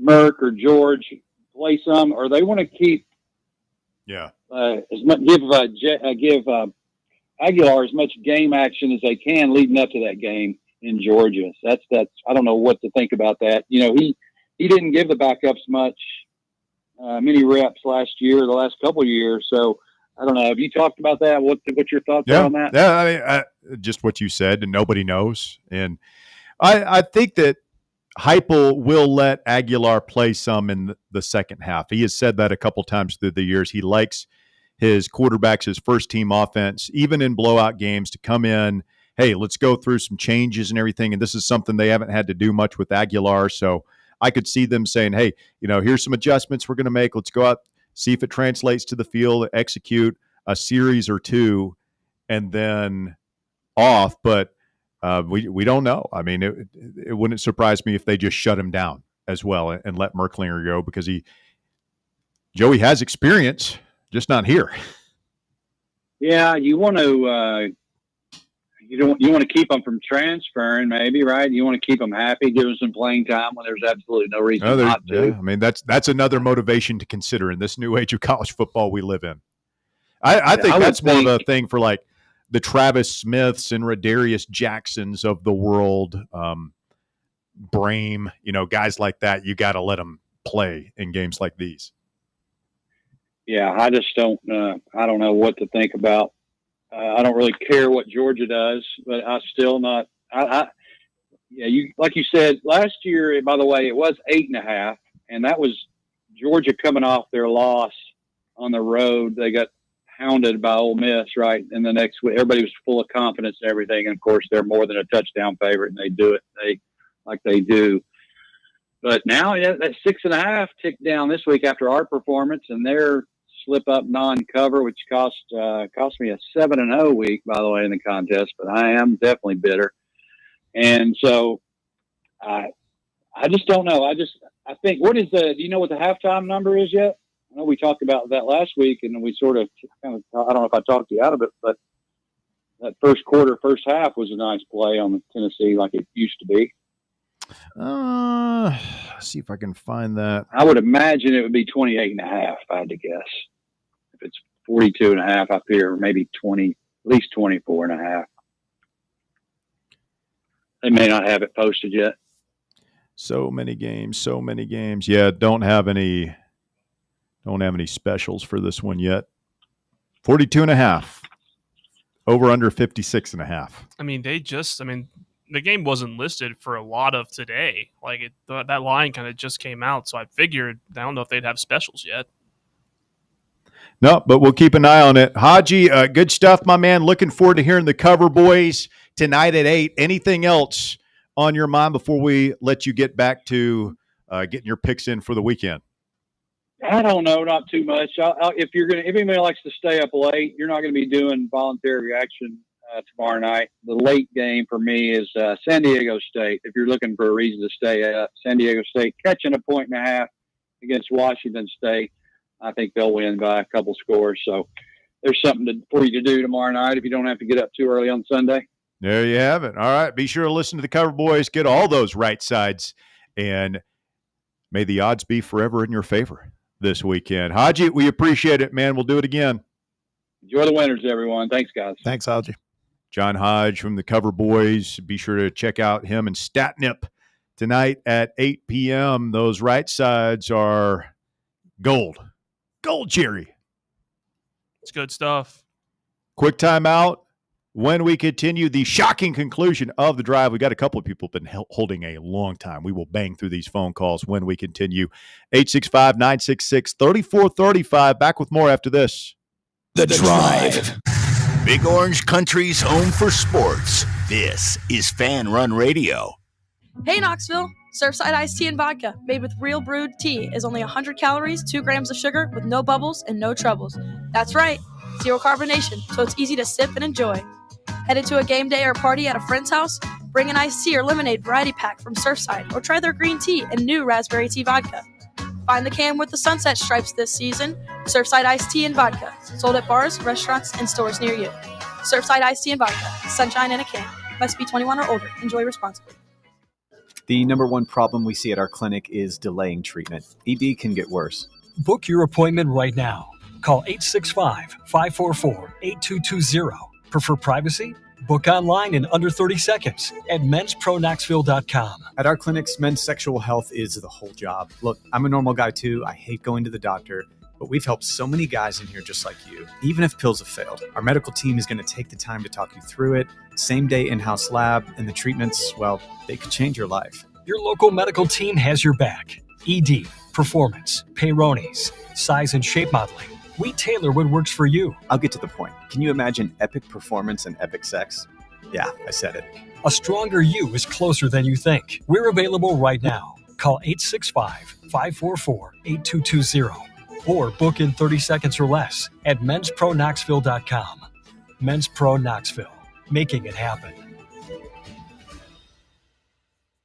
Are you ready to make your dream home a reality? Hi, I'm Bo Kregner, and here at the Kregner Group at Realty Executives, we know that finding the perfect home is more than just a transaction. It's about finding your sanctuary, your future, your happiness. Our team is dedicated to guiding you every step of the way, ensuring a smooth and stress-free journey towards home ownership. Whether you're buying, selling, or investing, we're here to help. Call me anytime at 865-742-1035 or just visit us online at bonowshouses.com. For over 3 years, Crumble Cookies has served the Knoxville area. From Clinton Highway to Parkside Drive, even our friends out in Maryville have reached you, our fans, with the best cookies in the game. This fall, Crumble is gearing up for yet another fantastic season. Whether you're tailgating or looking for a pick-me-up after getting the kids from school, Crumble has you covered. Download the Crumble app to check out this week's rewards and features. And stop on by. Tell them Fan Run sent you, but don't miss the cookies. Are you tired of trying to squeeze your dental appointments in on your lunch break or before you go to work? Here at Knoxville Smiles, we're all about making going to the dentist easier. That's why we're now open until 7 p.m. on Tuesdays and Thursdays. To take advantage of our new evening hours, make your appointment now at knoxvillesmiles.com or just call us at 865-539-1776. Smile brighter with Knoxville Smiles. Good afternoon. Pretty heavy now, all the major outbound routes as we watch it build with more volume on 40 east and west here at 275. It's picked up also there at Cedar Bluff, right at the interstate, watching it get heavier there on that Solway Bridge. Trying to get out of the Oak Ridge area, just trying to get up to Pellissippi Parkway. Hey, turn your gold and silver coins into cash at Fountain City Jewelers, located in the heart of Fountain City, right next to Litton's. I'm Commander Chuck with your on-time traffic.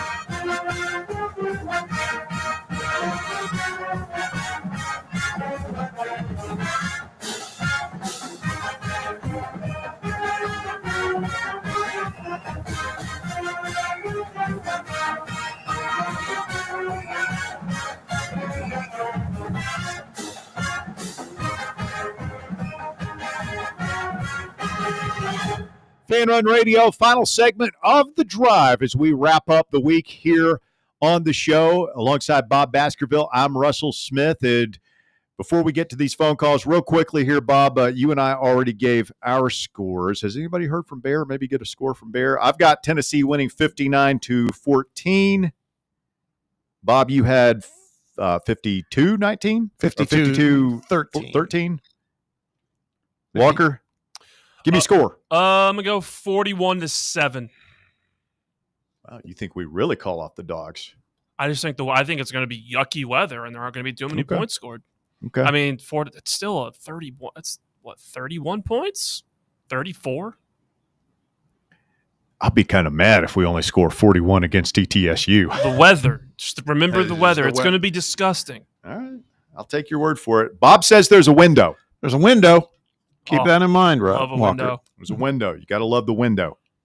How awesome is Dillingham having a bunch of guys with cowbells at practice to create that Starkville environment? Oh, he's just the man. Like it's so awesome. He just is the way he runs his practices. Like he's all over the place. And when Haji told me that tidbit, like it's not surprising at all. Bear dropped 69-0. Nice. The Bear listening. Only Bear would take the time, effort, money, travel across the country to go to California, finally get there, and then start listening to the show. We appreciate it. Turn off the show, Bear. Go have fun. You're in California. Good Lord, man. Take your vacation. Do something. All right, Roberto, you're on the drive. Fan Run Radio. Sorry about the wait, bro. Hold on, I can't get him on. He's lost. He's gone. Did you blow him up? No, I didn't blow him up. Did you blow him up? I did not blow him up. I pressed the button, unmuted. First you got by Bob. I mean, I'm taking a beating about that on the text box right now. Island of accountability is in shambles. We're fighting the power back here. In shambles. 865-966-3435. Your number to get on the show this afternoon. 966-3435. Let's get Joshy Boy in here next. Bring me Joshy Boy. Good afternoon, sir. Hey, W. How are you, Bob and Walker, doing? Doing well, thanks. Good. So, Bears out in California, huh? Yeah. This has, I guess, not international incident, but national incident written all over it. Yeah. So, I'm going to give you my final score prediction. I'm going to go Tennessee 52, ETSU 3. Joshy Boy says 52-3. We've already got that one, Joshy Boy. I'm sorry. We've already got that one. No, I got 52-13. Yeah, Vols cover and the under hits, if I looked at it correctly.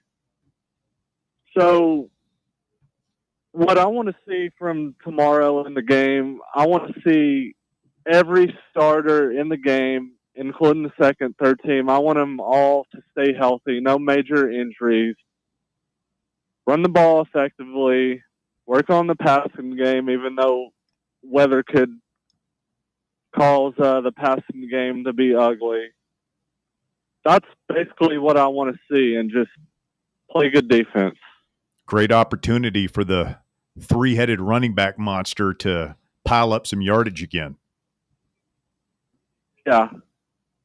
And, Bob, I'm with you. I think Ole Miss routes Kentucky tomorrow. I think that could be an ugly one at Kroger Field. I think so. I mean, I get the whole concept of Kiffin's track record, like Haji said. That's a really good point. And I think back to what happened last year in Oxford, and losing as a 15-point favorite at home. Yeah. Yeah. I mean, I just think they've got a lot of unfinished business, and they're gonna take it to them. And Kentucky's bad. I mean, I just think that's one I'm going to participate in. I'd say, for better or worse. Yeah. And out the door, I'm going to say GBO, and I agree with Haji. I think Duke upsets Illinois. See you guys. Thank you, Joshy Boy, making a hasty exit. Let's get Roberto in here next. Roberto, you're on the drive, Fan Run Radio. Hey, guys. Detonated to the finish line a minute ago. We're good. I didn't wait that whole time. Russ actually had to call back. Had a family emergency. We got you. Well, I tend to agree with everything Haji said. The most interesting thing about tomorrow, you were talking about the tailgaters. I've already secured all the bag for my tailgate, as they say, and I already even dropped everything off, so we're getting ready. But yeah, it's going to stink tomorrow. It's just not going to feel like the first game. So it's actually kind of cool, I think, that Georgia's going to be the first game, like where everybody's there and just intense. It's going to bring a whole nother level of intensity to that game, I think. I just do. It reeks of Florida in the 90s, doesn't it? Both teams are really good. Both teams have a lot to play for. Now, Tennessee wins next Saturday. I mean, obviously, you win this Saturday, stay healthy. Tennessee wins next Saturday, they're going to playoffs again. How crazy is that? I just feel really great about things around here right now. It feels good to feel good. And then, as predictions go, I tend to agree with you guys. I think it's somewhere around 59-13. We're just going to let them score at the end of the game. Merklinger's going to go in there, and he's going to maybe get a touchdown and maybe a field goal, and then they're going to bring in George and let him sling it around, hopefully. Because everybody needs to get used to playing in the rain. This is going to be a rainy season, I think. And lastly, just if you look at future weather forecasts, there's a lot of rain in the future weather forecasts. Ironically, not next week. And I'll leave you with this, guys. And just a thought. You were talking about, the UL Monroe game, Russ, 70-3, I believe is what you said. I think I was actually at that game. That was a rain game. Accurate number. That was a rain game. Those. Can we reinstitute that if you are not the flagship university of your state, you are no longer allowed to put your city name. You can't be UL Monroe or UT Chattanooga, or you have to be UL Monroe. I think they used to be Northeast Louisiana State, right? And I think I'm a big proponent of get rid of all the city names behind universities. And you have to, if you're a lowly program and a woebegone program, you have to be directional state university. How do you guys feel about that? Yeah. Be what? University of Chattanooga would just be South Tennessee State or something? Well, it'd just be Chattanooga, but they wouldn't go by University of Tennessee Chattanooga. I kind of, which is what they've done, right? Yeah, UTC. But he wants UT Martin to just be Martin. Yeah, Martin University.